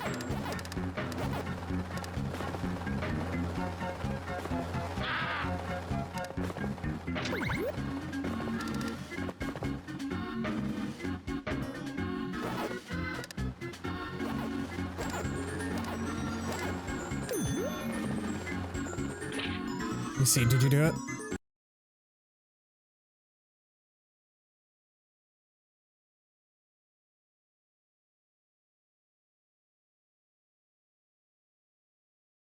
All right, now let me see if I can find it. Okay, all right, I will. I eagerly await it. Let me know in the chat because I cannot hear Discord notifications while OBS is open because of streamer mode.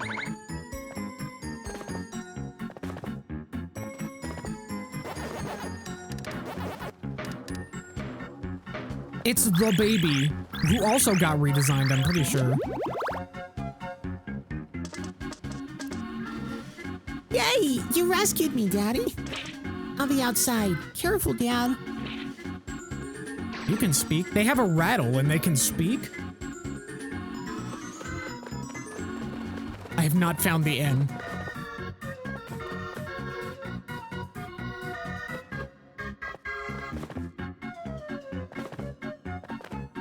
It's in there, isn't it? Yep. Got it.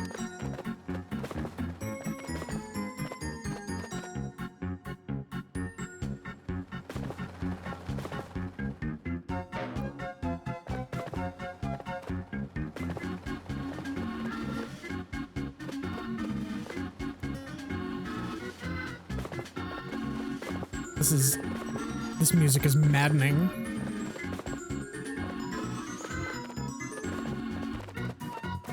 Sent it over. Okay. All right, all right. All right, we're checking this out.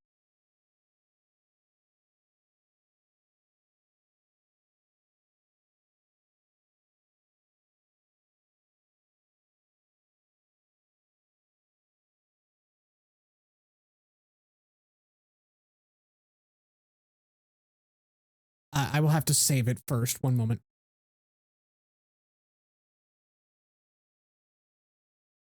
Imagery.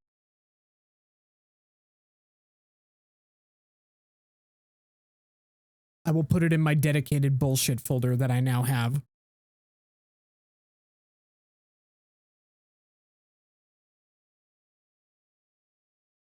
All right, where are we?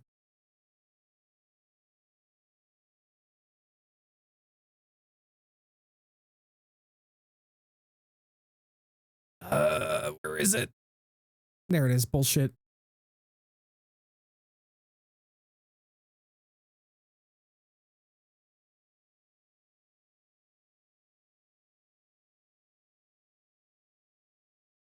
I started playing Disco Elysium, and last night, the same day I started playing, I woke up to my stomach hurting so bad that in my delirium thought it had something to do with the game, and looked it up. Disco Elysium stomach puzzle Google search. I thought this was completely normal until waking up later after the pain was gone. Oh my god.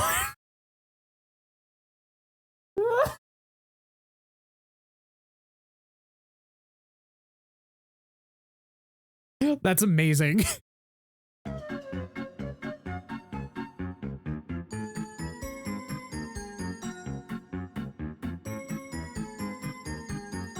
right.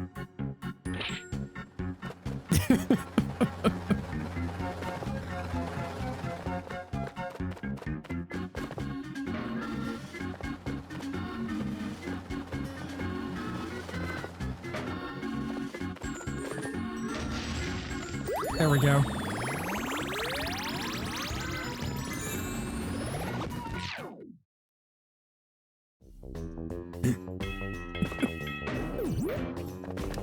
I remember one time I threw away my favorite water bottle in my sleep. Or like, maybe not as, I probably wasn't sleepwalking per se, but I was probably like so tired that I did not remember getting up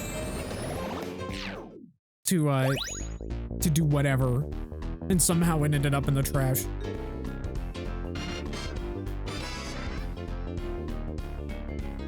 Also, by the way, that post has very, what does Curious George look like energy.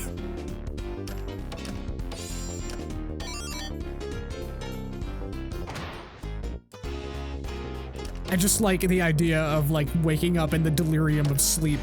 Or waking up from the delirium of sleep, only to search something on Google that is, like, entirely, like, absurd to even, like, consider seriously. It's so good.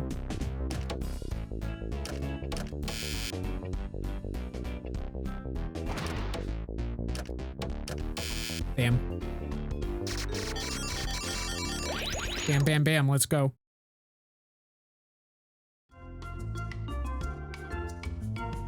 Clown Pre. It's time for the Clown Pre. Clown Pre.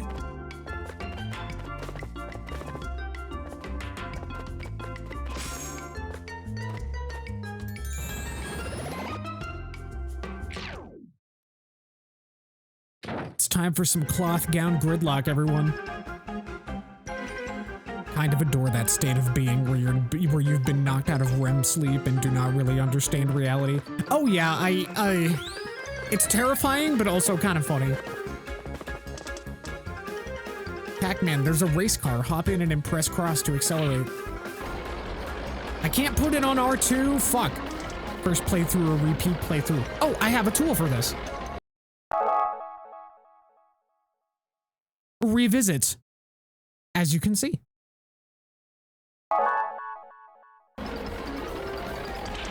I'm very proud of that startup screen, by the way. Enjoy it. But yeah, no, I've played the PS1 version, but not the remake in full.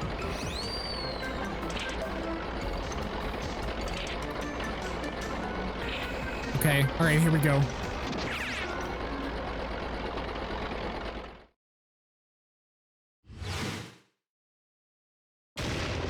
I remember this being absolutely unbelievably frustrating on PS1, but I assume that they have smoothed it out a bit.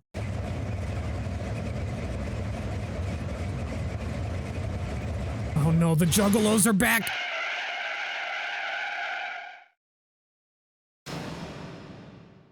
Clown racers.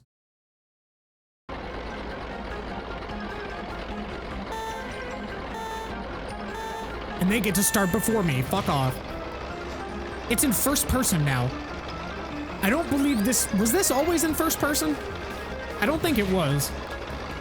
In fact, I'm pretty sure that this was, like, designed entirely differently initially.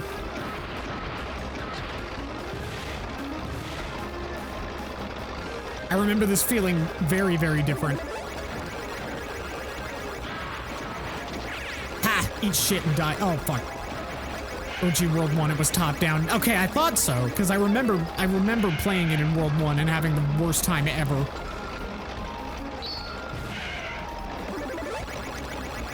Maybe I just didn't understand the controls at the time. It was definitely, like, long enough, a long time ago enough to the point where I might have just been in that dumb kid brain and didn't understand how to engage with game mechanics. This is leagues better? Yeah, fair. Fair. Yeah, this definitely feels much less frustrating, even though it has been a long time since I played the original, so I don't really, like, have that much insight, like, into what exactly is different, but I can say right off the bat that this is not spiking my anxiety, so that's good enough for me.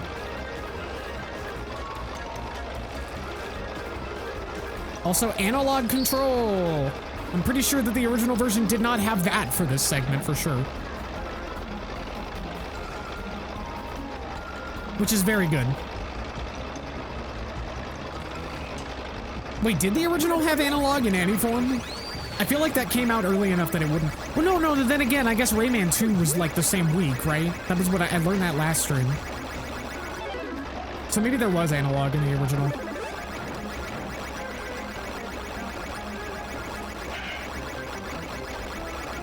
I don't know, it's always been kind of bizarre looking back, thinking about how iconic the PS1's analog games were, only to remember that they didn't even introduce the analog controllers until far later into its, like, until it was already out. Until sometime into its life cycle.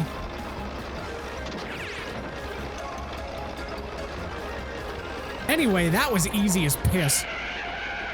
So, clearly something is different now. October 15th, 1999 was the release date. Okay, so yeah, this was definitely after the... What am I doing? I have my physical copy right here, hang on.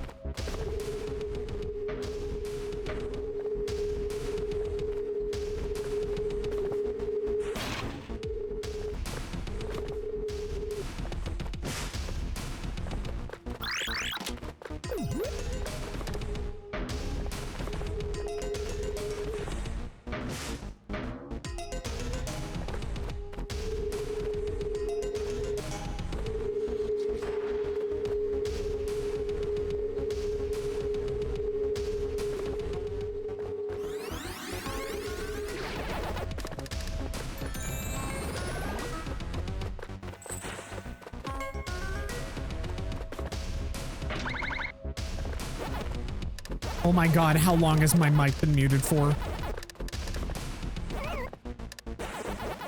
Oh my god, I'm so embarrassed. I am so embarrassed right now. Okay, to catch everyone up on what happened, I went to check my physical copy of Pac-Man World 1 for PS1. It does have analog controller support. I dropped my Waluigi amiibo on the floor. It fell off of my shelf, so rest in peace. And then I brought up how the original dual analog controller for PS1 had, like, the concave thumbstick toppers. And that it was kind of strange that they switched to the convex mushroom toppers that are not nearly as comfortable. And then, like, did it break? No, there's carpet. That's whatever.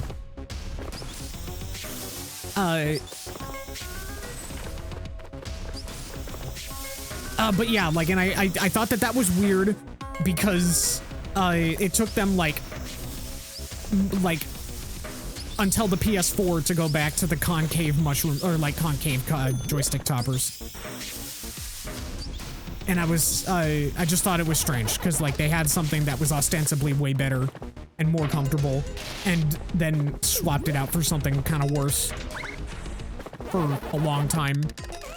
And then finally I said, yes, I'm very excited for Pac-Man World 2 Re-Pac. And I am extremely surprised and thrilled that they actually went out of their way to bring back the voice cast from World 3, considering that World 2 doesn't even have voice dialogue to begin with. Not really an amiibo collector myself, but I see the appeal. I mean, I'm not really either anymore. I used to be.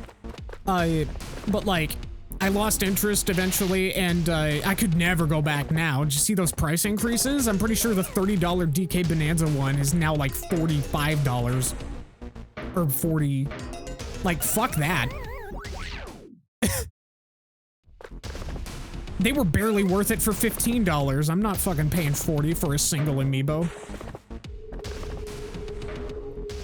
Martin Sherman is the GOAT. Absolutely. Like, I don't know what it is, but like there's something about the way that they play him, the way that he plays him in World 3 that is just like so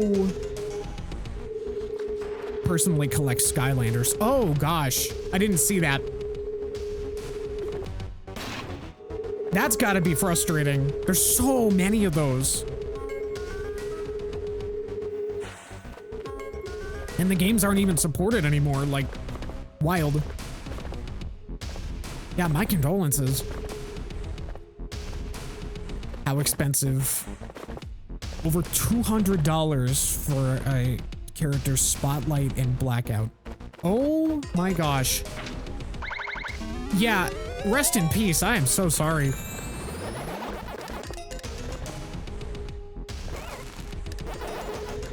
And like, I don't know, I mean, I could never get into Skylanders. Like, I was so mad about what they did to my purple boy. Not as mad as what Microsoft is doing now, outside of the realm of gaming, which is why I am very, you know, not willing to buy things from them. So I'm never gonna be able to play a new Spyro game ever again, even if they do make one. But whatever. That's frustrating, but it is what it is. I've come to terms with that. But yeah, I was just so frustrated with like the direction that Skylanders took the Spyro franchise, just kind of using it as a springboard rather than embracing anything that made it fun.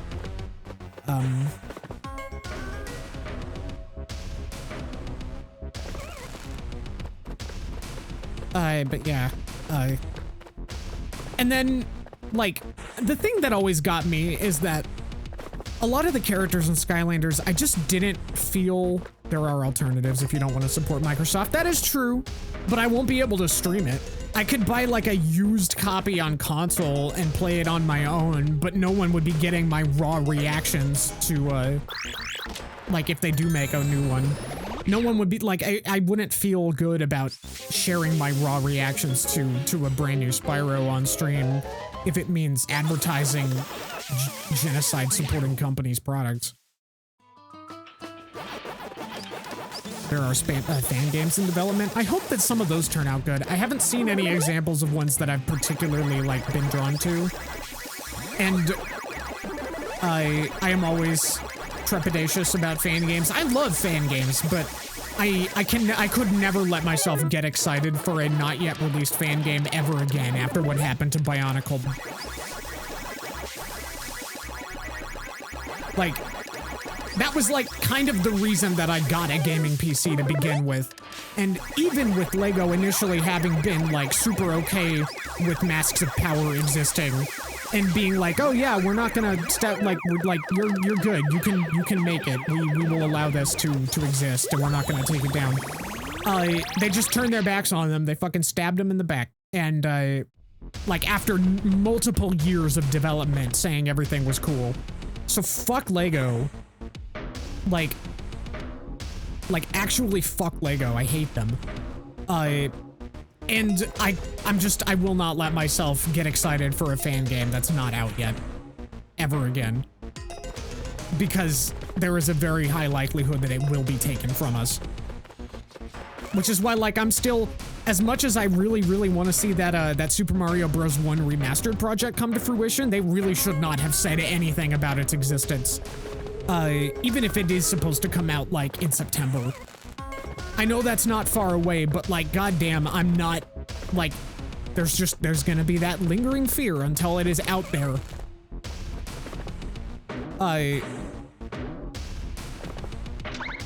And, like, Nintendo is especially litigious with that stuff, so, like, it just seems like a really bad idea to have said anything when it was so close to being completed.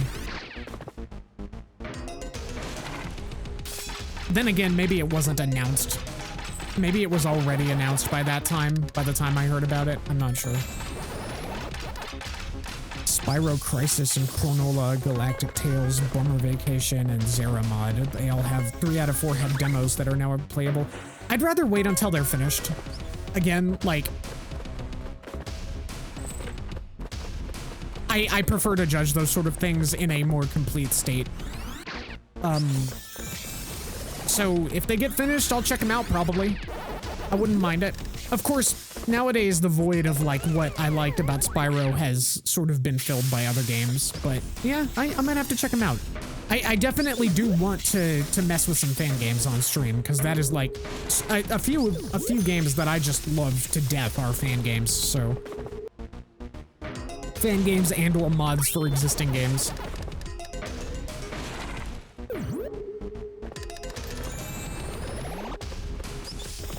So we'll see. I was kind of surprised that Sonic Robo Blast 2, oh, of course. Of course I've heard of Sonic Robo Blast 2. What do you take me for? Oh yeah. Yeah, no, that game is amazing. What an interesting, like, for one, I think it's a really cool take on 3D Sonic. I think it's really interesting. Adapting the classic mechanics into 3D in a way that feels pretty dang good. And I've spent so many hours on that. It's not even complete. That is true. That is true. It is in a completable state, but I know that there are more zones that they intend to add to it. I'm glad that it is in as polished a state as it is in currently. I'm a big fan of that. One of these days I will be playing that as well on stream. Like maybe whenever the next major update for it comes out, or maybe if they like if they reach the end of their like development plans and they finally consider it finished, that'll be a good time for me to stream it. Because it seems like in the state that it's currently in, it is so polished. It seems like they've got to be close at this point. It seems like it's mostly just a content thing now. Like, let's develop these zones, let's develop these extra things and bells and whistles. Because the core of it is so fun. And, again, feels very polished now. Red Volcanoes 2, Dark City Act 1 and 2, Grand Eggship Act 1 and 2. Okay, yeah. I do wonder, will the next major update be Like, what will the next major update contain? Like, what's the scope of that? Are they gonna wait to do a major update until all of that's done, or are they gonna do it like one zone at a time? Or I haven't really been following their development blog. Either way, what was it? Sonic Team Junior.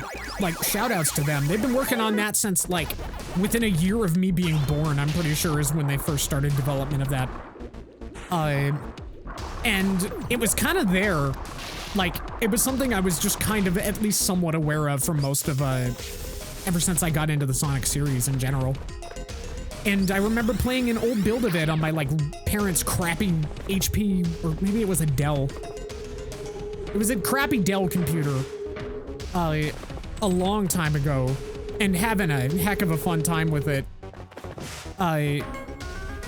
It was great because I didn't have very many other games at the time. Gotta mention Ring Racers if that hasn't been talked about already. Oh, absolutely. Ring Racers is like the... I'll be real. I know that this is kind of a contentious thing to say, but I think Ring Racers is probably like the best kart racer ever made.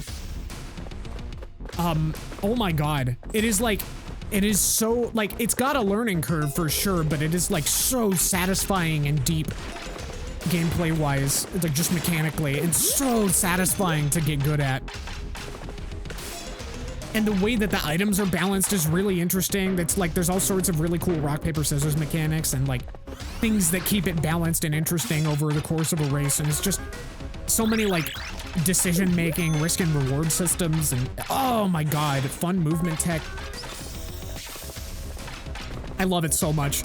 I need to get back to working on custom characters for that. I have been trying to put together a couple custom characters for Ring Racers. And they are not in a state where I feel like I can publish them.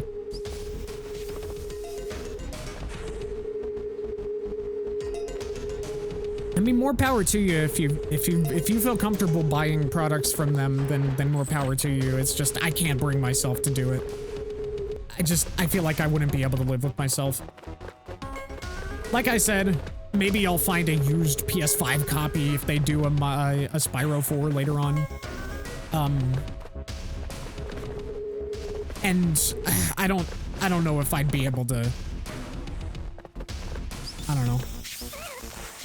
Maybe if that happens, and if I have a, if I end up having a following by then, which I mean, I doubt I ever will, but who knows? If more people are watching my stuff by then, maybe I'll do a charity drive. Playing a used PS5 copy of it.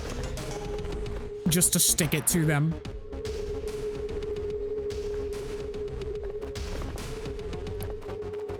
That would at least be like... That'd be something. I wouldn't feel quite as bad if I were to do that. Understandable that you want to avoid Microsoft like the plague. Stream it years after Microsoft stops selling it. That's also an option. That's true.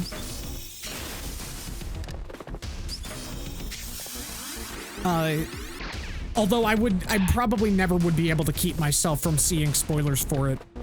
Just like content spoilers. And I don't think that my reactions to it would be quite as pure. But then again, they wouldn't be either way because I'd still be pissed with Microsoft for existing.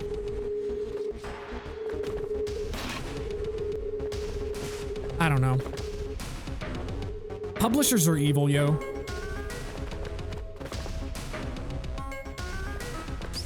Where is the A? Oh my god, I cannot find the A. I need to go back further.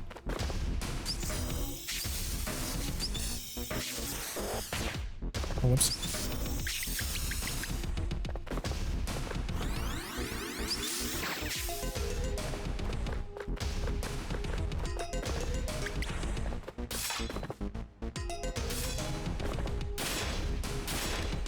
Yeah, I did not realize that you could stomp those things.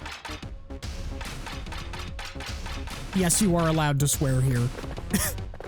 I swear like a sailor, you're good.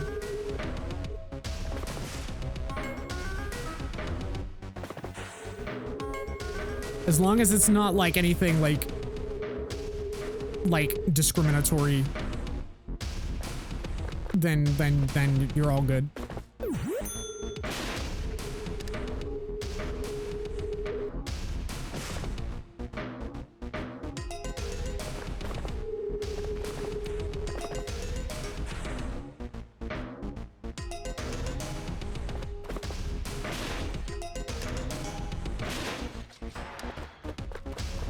Okay, I will find this A. The heat in my room is getting to me. I have my AC turned. Ah!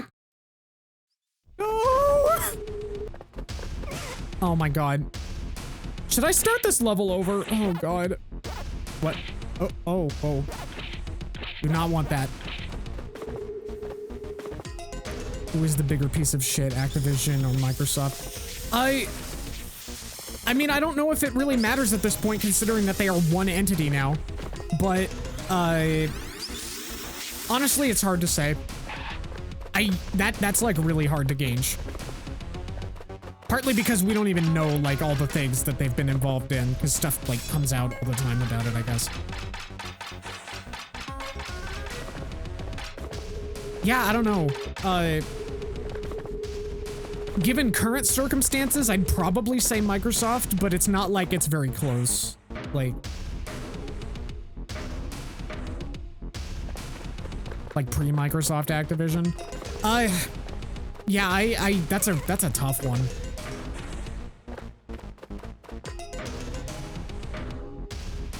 But that's also partially because I don't fully know the extent of awful things that ActiBliz had done before the Microsoft buyout. I've heard about some of it, and about like their workplace environment stuff. That's heinous, but like, I don't know the full extent of what they've been doing.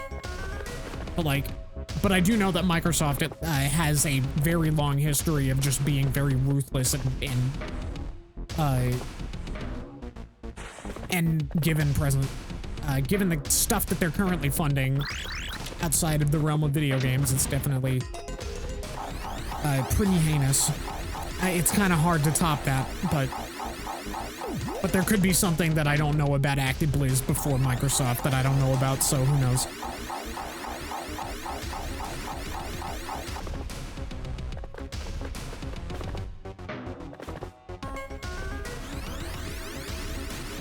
Unless at least Microsoft doesn't sexually assault their employees that you know of. Like, big business is big business, and like big business has a culture. So like, I wouldn't rule anything out. If they're willing to fund a genocide, then like, it's just, you know. Anyway, I got the A, and it let me keep it. I don't know, whatever. I wouldn't rule anything out personally at this point. Like, that bridge is burned. But of course, you know, I'm just a nobody who doesn't know shit from fuck, so.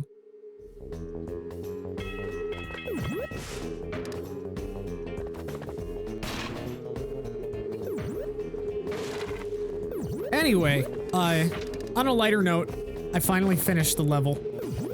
I found the A, and I have absconded with the A.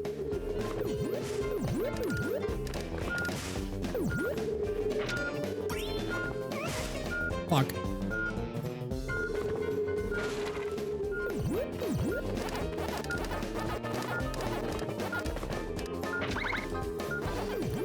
Go! Aw! I messed around. I fucked around too much.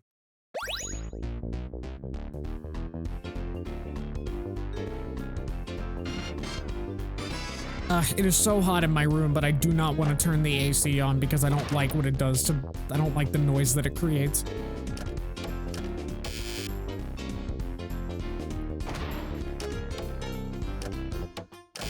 I was hoping it would be cool enough by now to not be a huge issue. Fuck.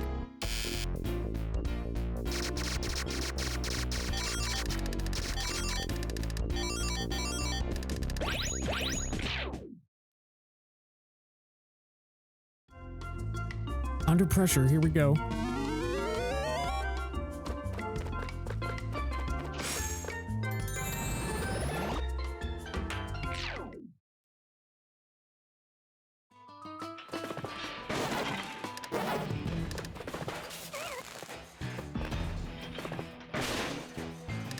Gotta say, like, and if we even, like, bringing it back to video games, like, It's also just kind of laughable how Microsoft has handled their gaming division really just kind of in general.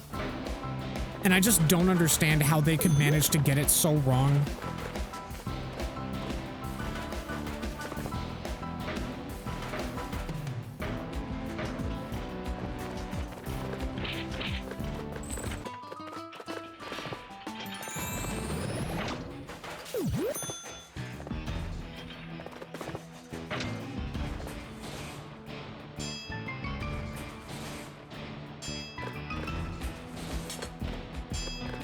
Is the stomach puzzle post supposed to still be on screen? Yes, it is.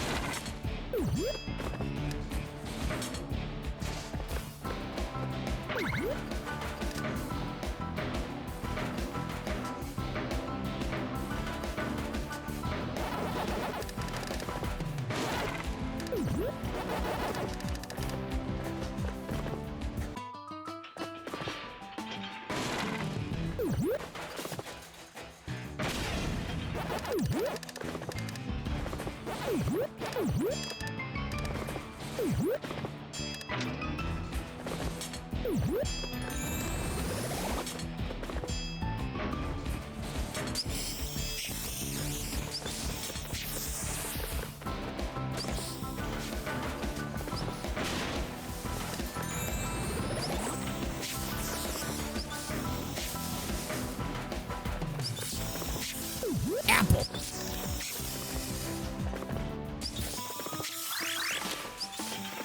Hey, an apple. No. No, no, no. Wait a minute. Was this the level that I got super duper stuck on?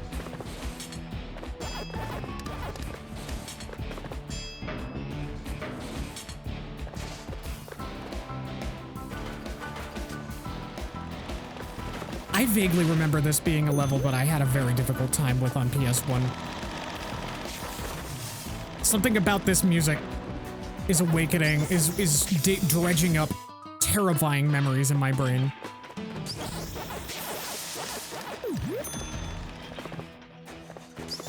It would have to be this one, because this is the last one.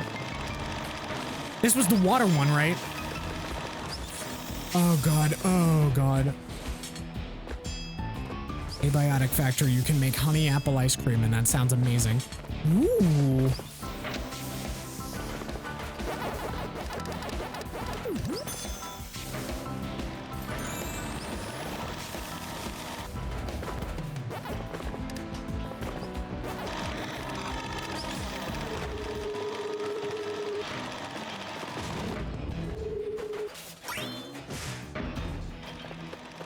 That does sound good. Oh my gosh. I need to make my own ice cream again sometime. Like, that's something that I tried once. I made like back when I was like super into Kingdom Hearts, which like is embarrassing to say to me. Like I feel embarrassed just saying that out loud. But I tried to I found a recipe to do like the whole like Disneyland Tokyo sea salt flavor, like, but it was like a custard. It was like a frozen custard.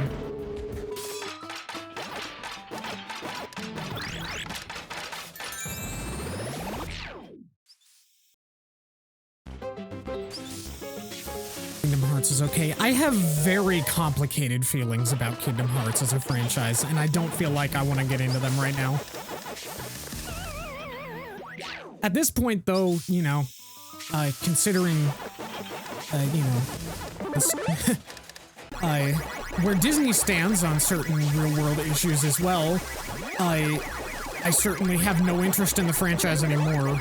I can totally live without Kingdom Hearts, that's for sure.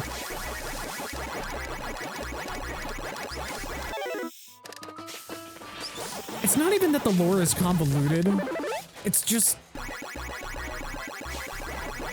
it feels like it doesn't amount to anything to me. But, no, don't get me talking about Kingdom Hearts and how I feel about it.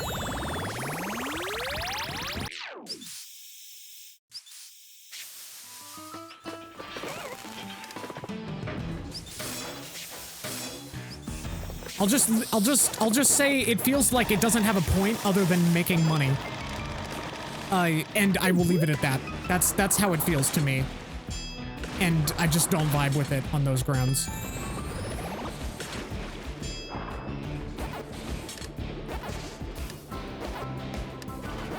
Like, narratively, it feels like there's just nothing to chew on. No matter how much it wants you to think that there is, no matter how much it pretends that there's something important going on. Wait, are these sharks supposed to be chomping to the song?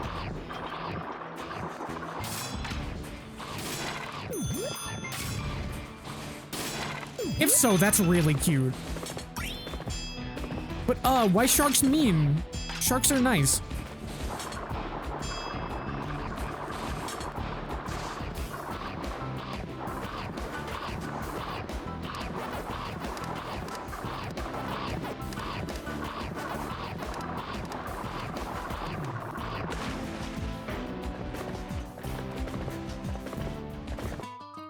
No! Oh, I gotta go back.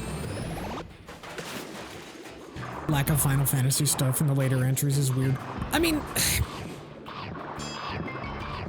like, let's be real. Let's figure out how to handle the Disney aspects. Like, it's not like the Disney stuff even matters either. Whole point of the series is Disney plus Final Fantasy. I honestly do not know. I don't know what the idea was. I mean, I know that it was originally intended to be an RPG starring a Disney character, whether that be Mickey or Donald. But I guess, like, Nomura wanted to do his own characters, so now it just kind of feels like... I don't know. There's a lot of things that I could say about how I would change Kingdom Hearts as a franchise, but then it kind of wouldn't be Kingdom Hearts anymore. But I don't really like what Kingdom Hearts is as a whole. I mean, I like its gameplay. I like the gameplay of, like, the main series. Like, well, I would say main series. They're all kind of main series, but about the numbered titles, I like their gameplay quite a bit. How do I get another medal? I need another medal. How do I... Oh, it's probably back at the beginning, isn't it? Oh, wait, I couldn't get out of there, could I?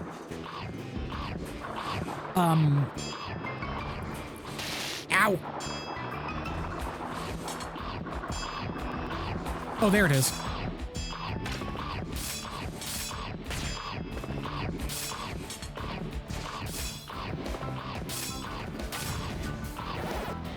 Ah!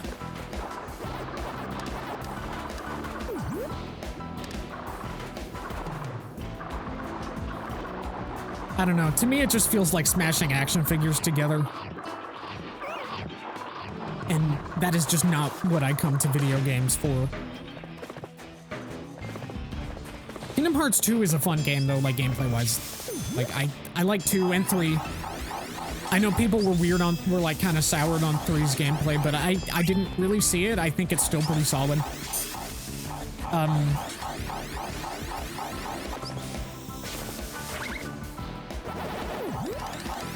And, my critical mode run of 2 that I did when I was in, like, college was some of the most fun I think I've had with an action game ever. It was really cool.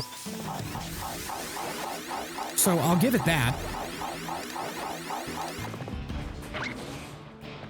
Like, lack of storytelling prowess be damned, that Nomura can design a cool action game.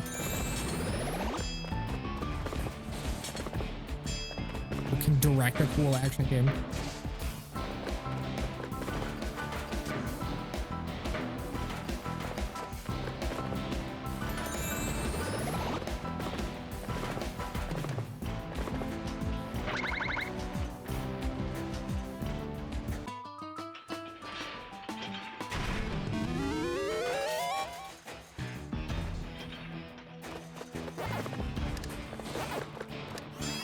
Yeah! Yay!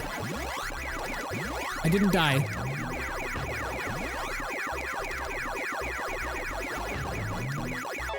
No!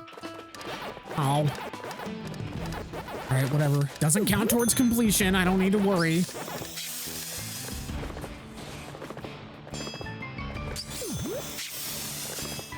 There's some weirdness over here, right?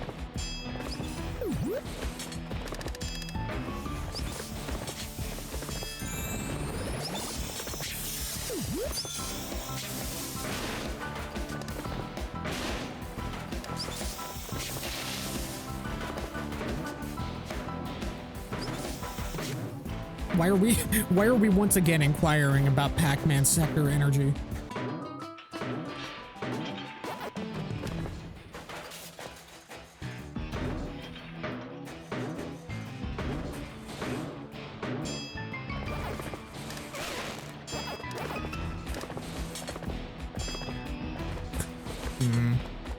Wait, how do I get to the other side of that, though? What the fuck?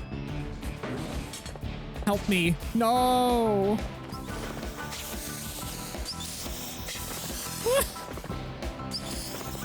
What the fuck?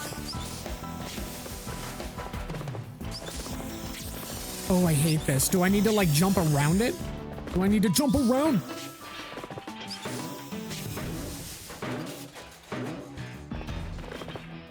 Oh, it's this one. I see. Got it. Good. Oh, wait, I did beat the maze, right? I didn't die.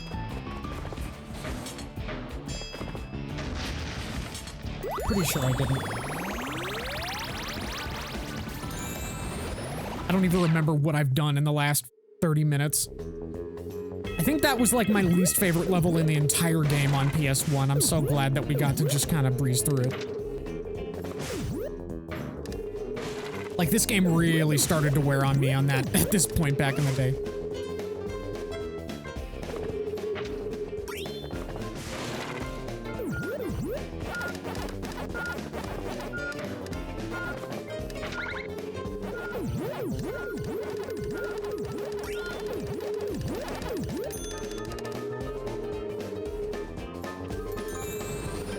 I will say, Namco's choice to bring back the World 3 voice cast for the World 2 remake, that's got big sector energy right there.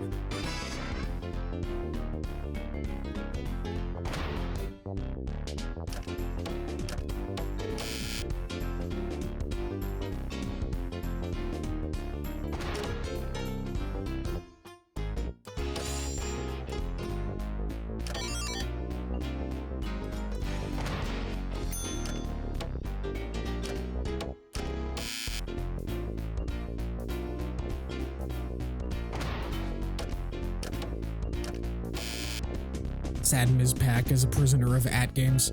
No, what do you mean? Ms. Pac just got a new hat and changed her name. And skipped leg day. I said that, I went through this, I said this exact spiel last time and I feel bad for recycling it, but it's relevant.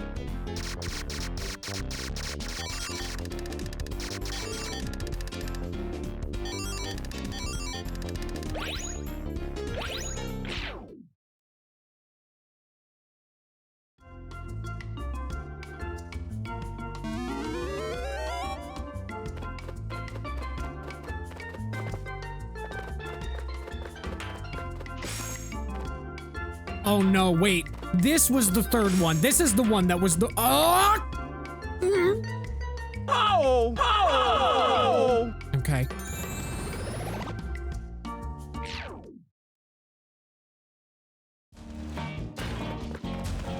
Oh, here we go.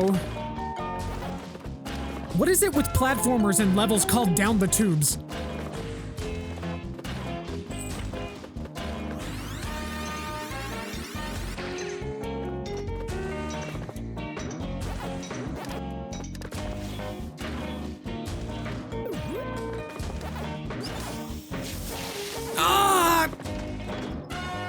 No. There was more stuff I missed, right? Oh, this was just the way back. Did I get the apple? Yes, I did.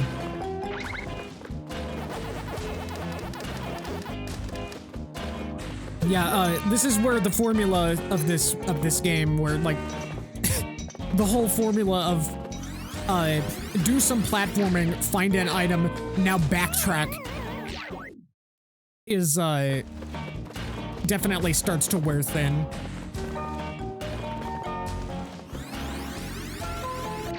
Whatever, it lets me. Ah! Pac-Man country.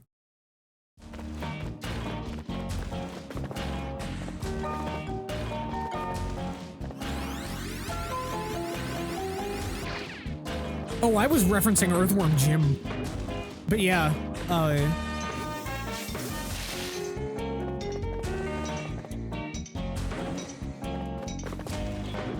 I see. That's my nickname for that game. Okay, I see. I don't know, I would compare it more to Crash Bandicoot, just because like we've got like this 3D environment but a side-scrolling camera in a lot of areas. It's like half of Crash Bandicoot.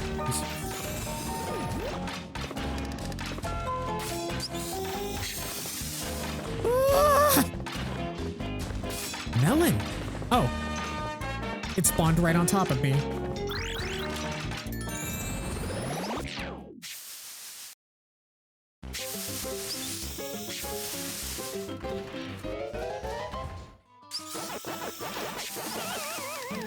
Fuck, I didn't see it.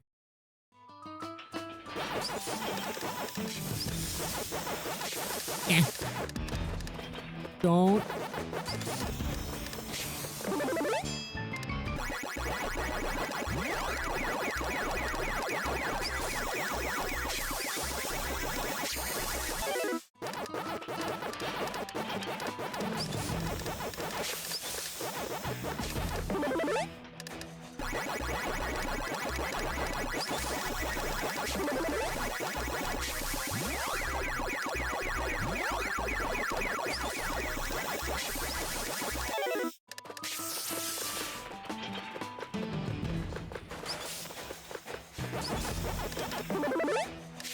There we go.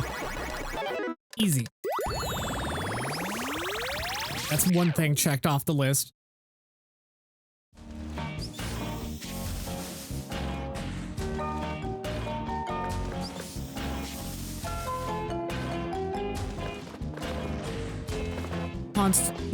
Hans, why did you just send me an image of sugary slop?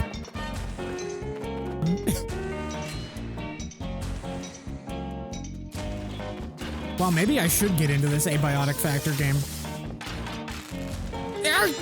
No! I forgot about that mechanic. It's slop, it's sugary, and it's free. That reminds me, I wanted to buy, like, the topic of Pac Dots tasting like cookie cereal came up on stream last night, or the other night. But like, and I wanted to buy some, but I totally forgot. And I'm sad. It makes me sad that I forgot to buy some.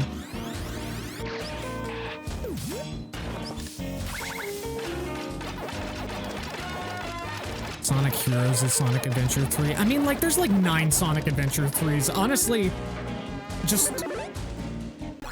There are 3D Sonic games, and 2 of them happen to have the word adventure in the title. 3 of them, actually. But like, whatever, they all exist on a timeline that takes place sequentially. So like, I don't know, does it really matter if one of them is called Sonic Adventure 3 or not? Maybe in the future if they do one, that would be cool as a symbolic gesture, but it wouldn't really like mean much in terms of like continuity or anything like that. I remember somebody, one of my best friends sent me a diagram. It was like a, it was like the alignment chart diagram for like what games people consider to be Sonic Adventure 3 with like the whole like chaotic good, neutral good type stuff. I'm gonna have to like go beg her to send that to me again. Cause I don't know if I ever saved it. It's really funny though. And there was another one for Sonic 4. Oh, maybe it was that. Maybe that was what she sent me. And, maybe I was thinking of the Sonic Adventure 3 one myself. It might have been both. They might have both existed. I can't fully remember.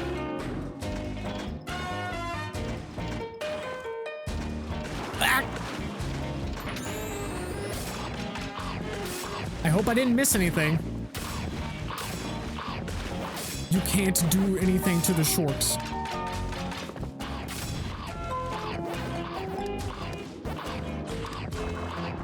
PlayStation 1 Classic system was a missed opportunity. Yeah, that's fair.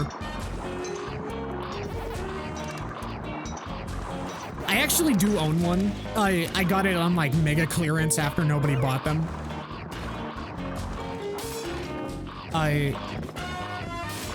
Just because and I'll be real, it was mostly just because it looks nice on my shelf.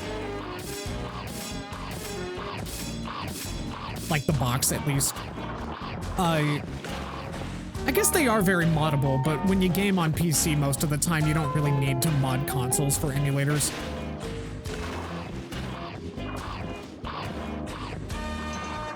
Unless you're like a real hardware purist or something, but I'm definitely not, so.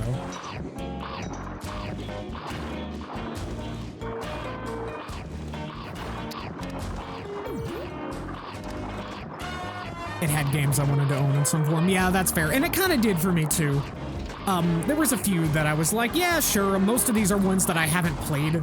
And maybe I'll get around to them at some point. Maybe the stream. Maybe on stream. The part of the whole, like, one of the biggest reasons that I stream at all is to get myself to play games that I haven't before. Or haven't finished before and have been meaning to. And I haven't played most of the games on the PlayStation Classic. Most of the ones that I grew up with were analog controller games. So, like, I kind of didn't mess with anything else. So yeah, maybe that'll be something I'll have to do some of. Although, made me learn to love Ridge Racer Type 4. That's fair. I have not touched Ridge Racer ever.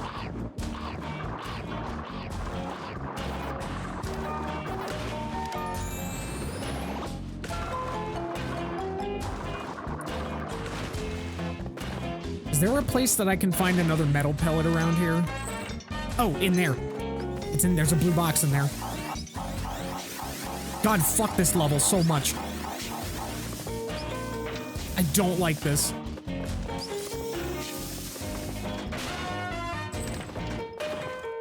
The unbelievably circuitous level.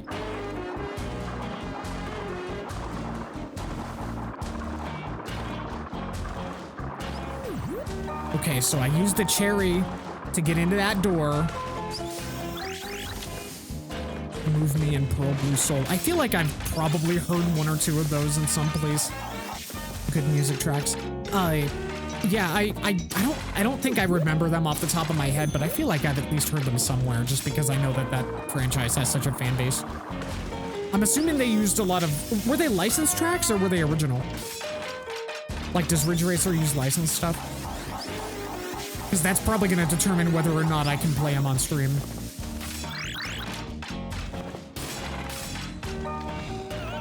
Oh, that just kills me. Original. Ooh. Cool. Okay. That's fun. Yeah, I might have to play that then. Whether on stream or just on my own, either or. Fuck.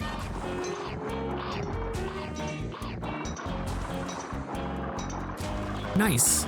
Nice. I never, I can never, like, know off the top of my head. Like, I don't like to assume when it comes to racing games, because I know that a lot of the big ones like to license music. Like Gran Turismo and stuff. Move! There we go. Have you heard of Zera Myths Awaken? No, I have not.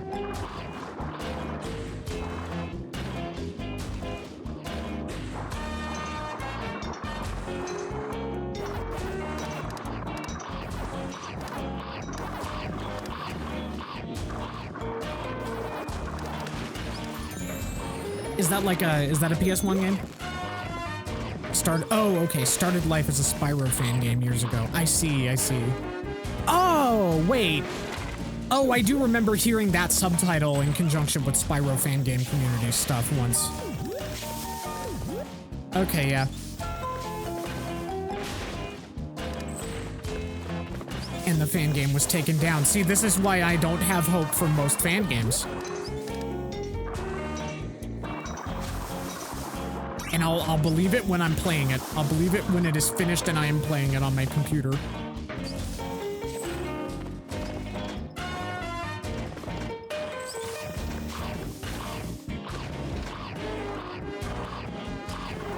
Unless you're a Sonic fan game. Yes, that's true. That is true.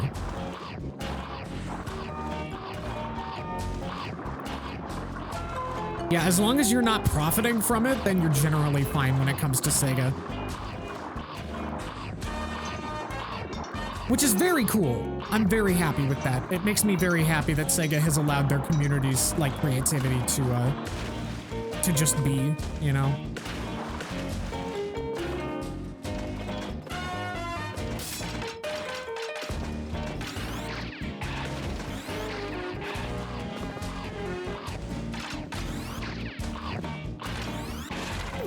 M.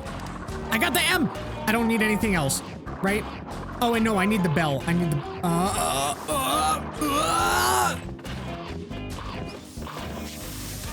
There's so much kick-ass Sonic fan content. Oh, absolutely.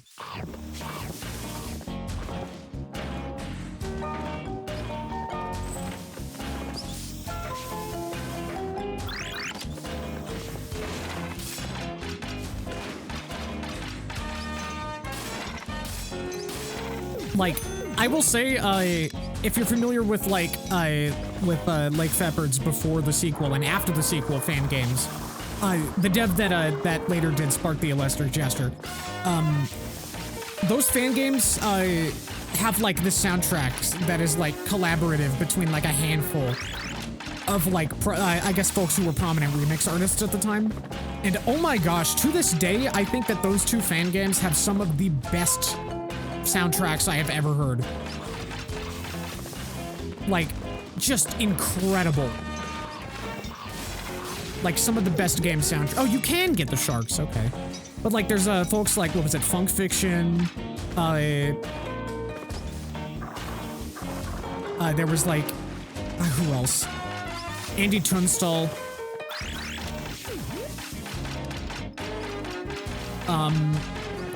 And a few others. But yeah, amazing. I never got through that that kind of disconnected fan game that he did. Whatever it was kind of its own thing. With like a Metroidvania kind of structure. It seemed okay. Wasn't really my cup of tea. I know that somebody out there, Chrono Adventure, yes, thank you. Someone out there is working on a modern version of Before the Sequel for modern PCs with a bunch of quality of life improvements currently. I forget what their username was, but I'm pretty sure they're still working on it. And it looks great. There's some demos out for it currently. Stuff like proper widescreen support, overhauled UI, and I'm very excited. I hope that gets finished, because I would be very happy to play that. Oh, improved physics and stuff too.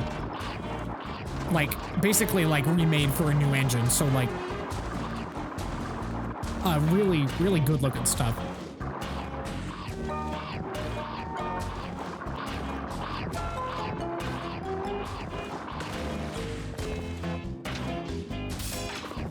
How do I leave? Can I leave this way? Okay, yeah. All right. We have traipsed through the monotony, and we have finally made it to the ribbon banana and the key. Oh, that's like the only way to finish the level. You have to get the ribbon banana.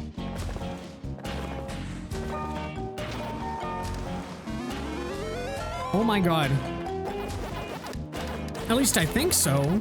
Unless this is optional too, but what would be here other than like, because we already got all the letters, there wouldn't be anything else.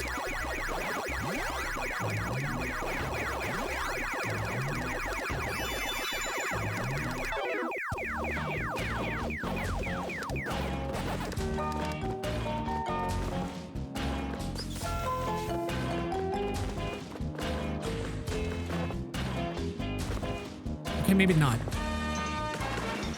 Okay, what am I doing and where am I going? Oh, okay. Yay! Thanks for saving me. I have to go now. My planet needs me. World 2 Re-Pac's altered level designs. I did see that blurb, but I didn't really understand what they meant by that. They said they would expand the level design? Like what is that? I'll have to see what that leads to. But yes, I did see the DLC bonus levels thing being mentioned. I think, like, I will definitely pick up the deluxe edition. Cause like, in this day and age, $40 for a really well done remake of a 6th gen game is honestly not terrible. Like, that's really not a huge deal compared to what some companies are asking for something similar. Especially if there's brand new content that version comes with. And like, again, the whole voice acting thing makes me real happy. Pre-ordered on Friday. I tend to wait to pre-order until like right before stuff comes out. If I do at all. Like, I don't know. I just know that there are some of the secondary key sellers, like the actual reputable ones, tend to have discounts on pre-orders straight up for the Steam version of a thing.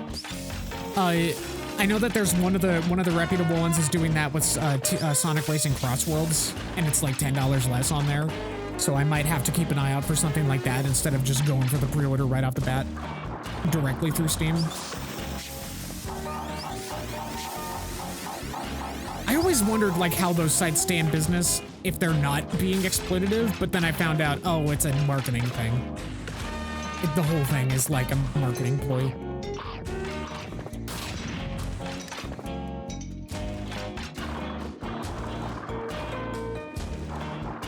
Because when you offer things at a discount to people that don't want to buy them at full price, people who will buy them at full price will still buy them at full price. But people who are less willing to, you're gonna make more sales from them. Where am I going? Where am I going? Where am I going? Where am I going? Where am I going? Oh my god. How do I leave?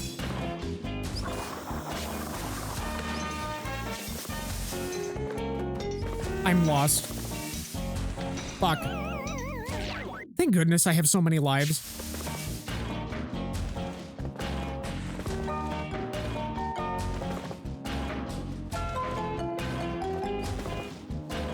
What is this?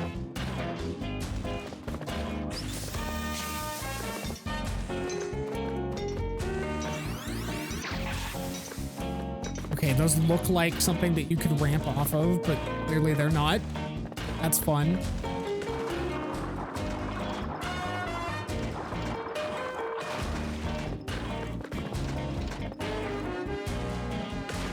Oh my goodness.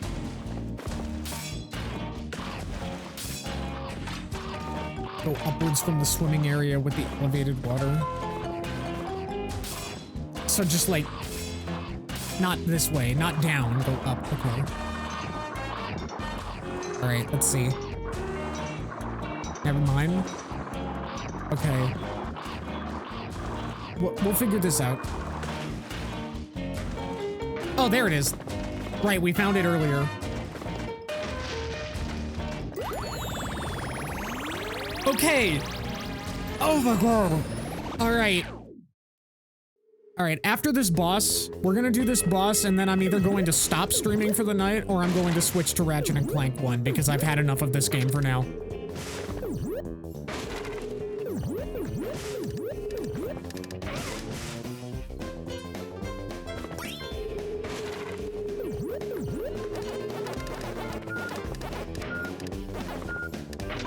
Although, I will say, that was not nearly as bad as it was in the original. Just because the controls are just very nice and responsive and snappy in this version. I remember it being kinda irritating originally.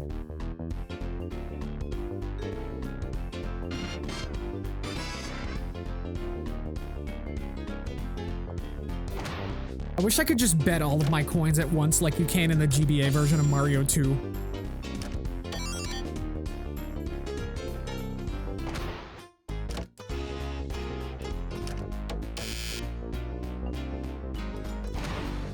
Wait, can I? No, I can't. Okay, no, I cannot bet my coins all at once. Okay, so that's interesting because that means that if you're speedrunning this game, you have to avoid the coins. Or else it'll waste your time on the machine. I wonder what the speedrunning community looks like for this game. I say that every time I play any video game, but I'm curious. But I never end up going to look into it. I don't know. I don't have the attention span to watch people's entire game speedruns, unless they're like commentated.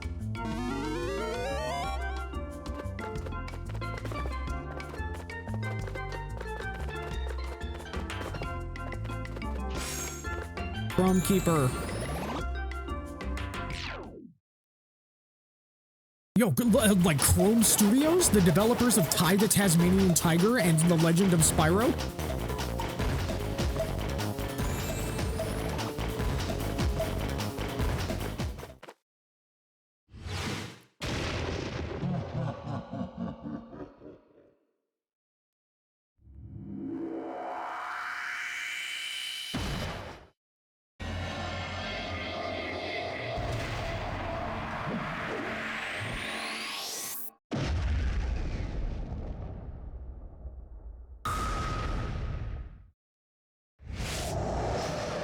Big boy.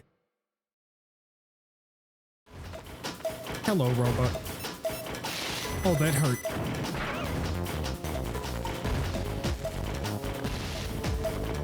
I'm dumb.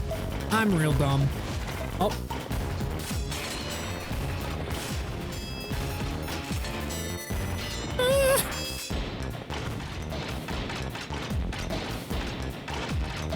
Can I get him to grab?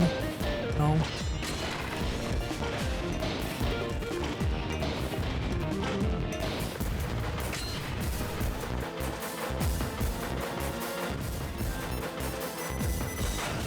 Fuck.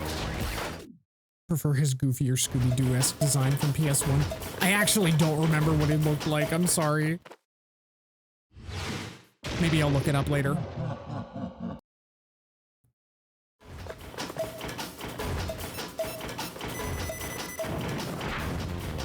Okay, that is not what I am trying to do.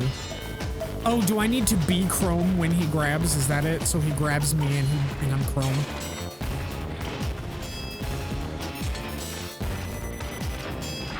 Crap. What actually do I have to do?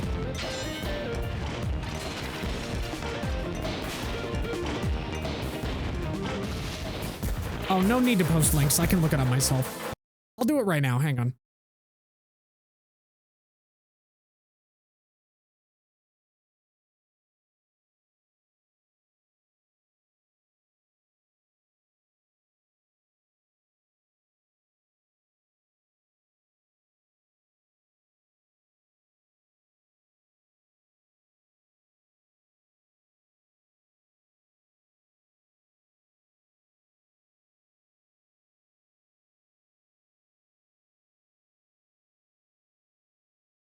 Oh, I see. He is very goofy looking. Hang on.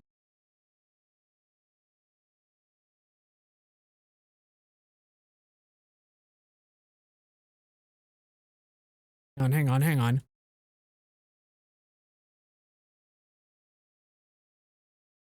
Oh, I need to save this. Give me give me just 1 second.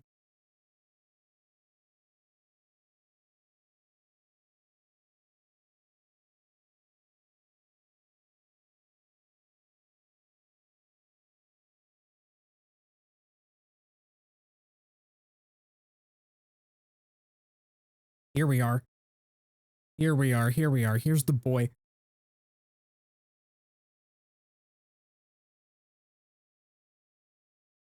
Look at this guy. Oh, I hope that was worth it. He's so silly.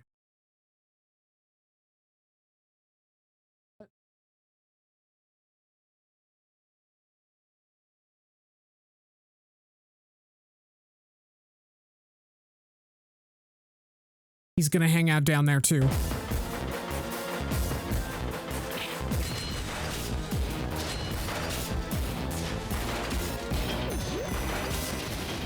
I honestly do not remember how to do damage to this guy.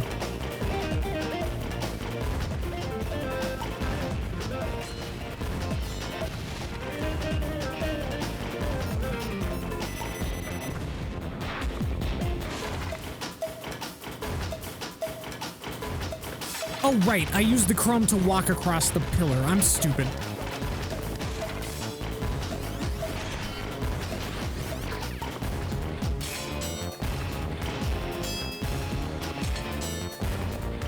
Return of the buddy board. Yeah. At this rate, I'm gonna have to set up a different buddy board for every game that I play.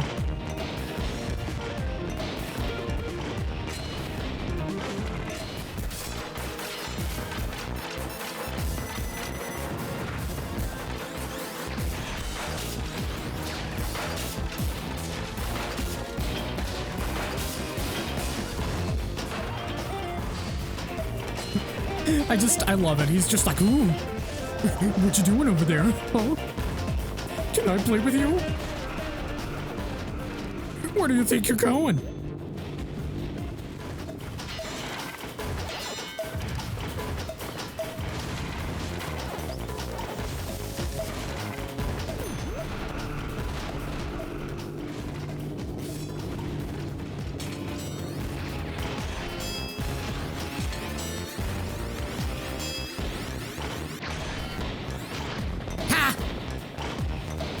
Suck it.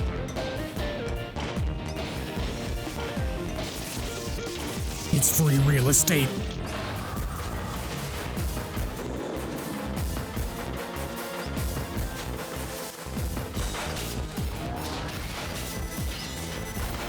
We're finishing this on the next cycle.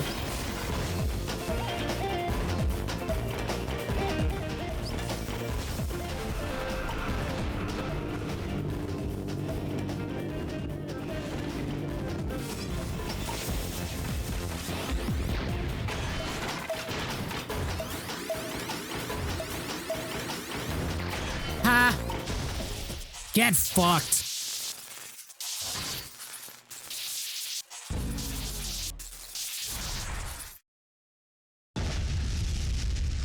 Sorry, silly robot.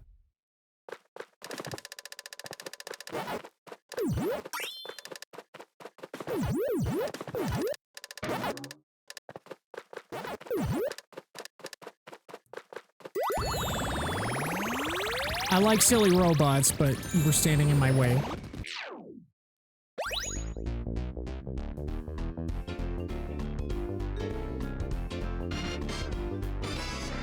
Slut bonus. I made that joke last time. What's my problem? Fuck.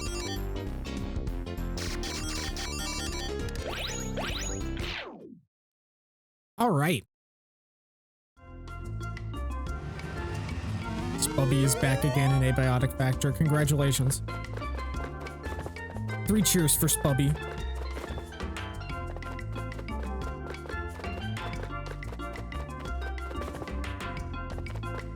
Thank you, Hans. I appreciate you keeping me updated on Spubby. Okay, this is probably a good place to call it for Pac-Man.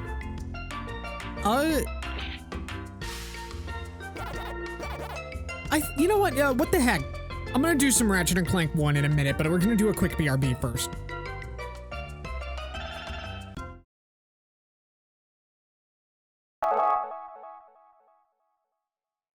Also, I'm gonna get rid of these little thingies as soon as I close this. Oh gosh. But yeah, I think I've had enough of Pac-Man for today. We will be back in just a little bit with some Ratchet and Clank 1.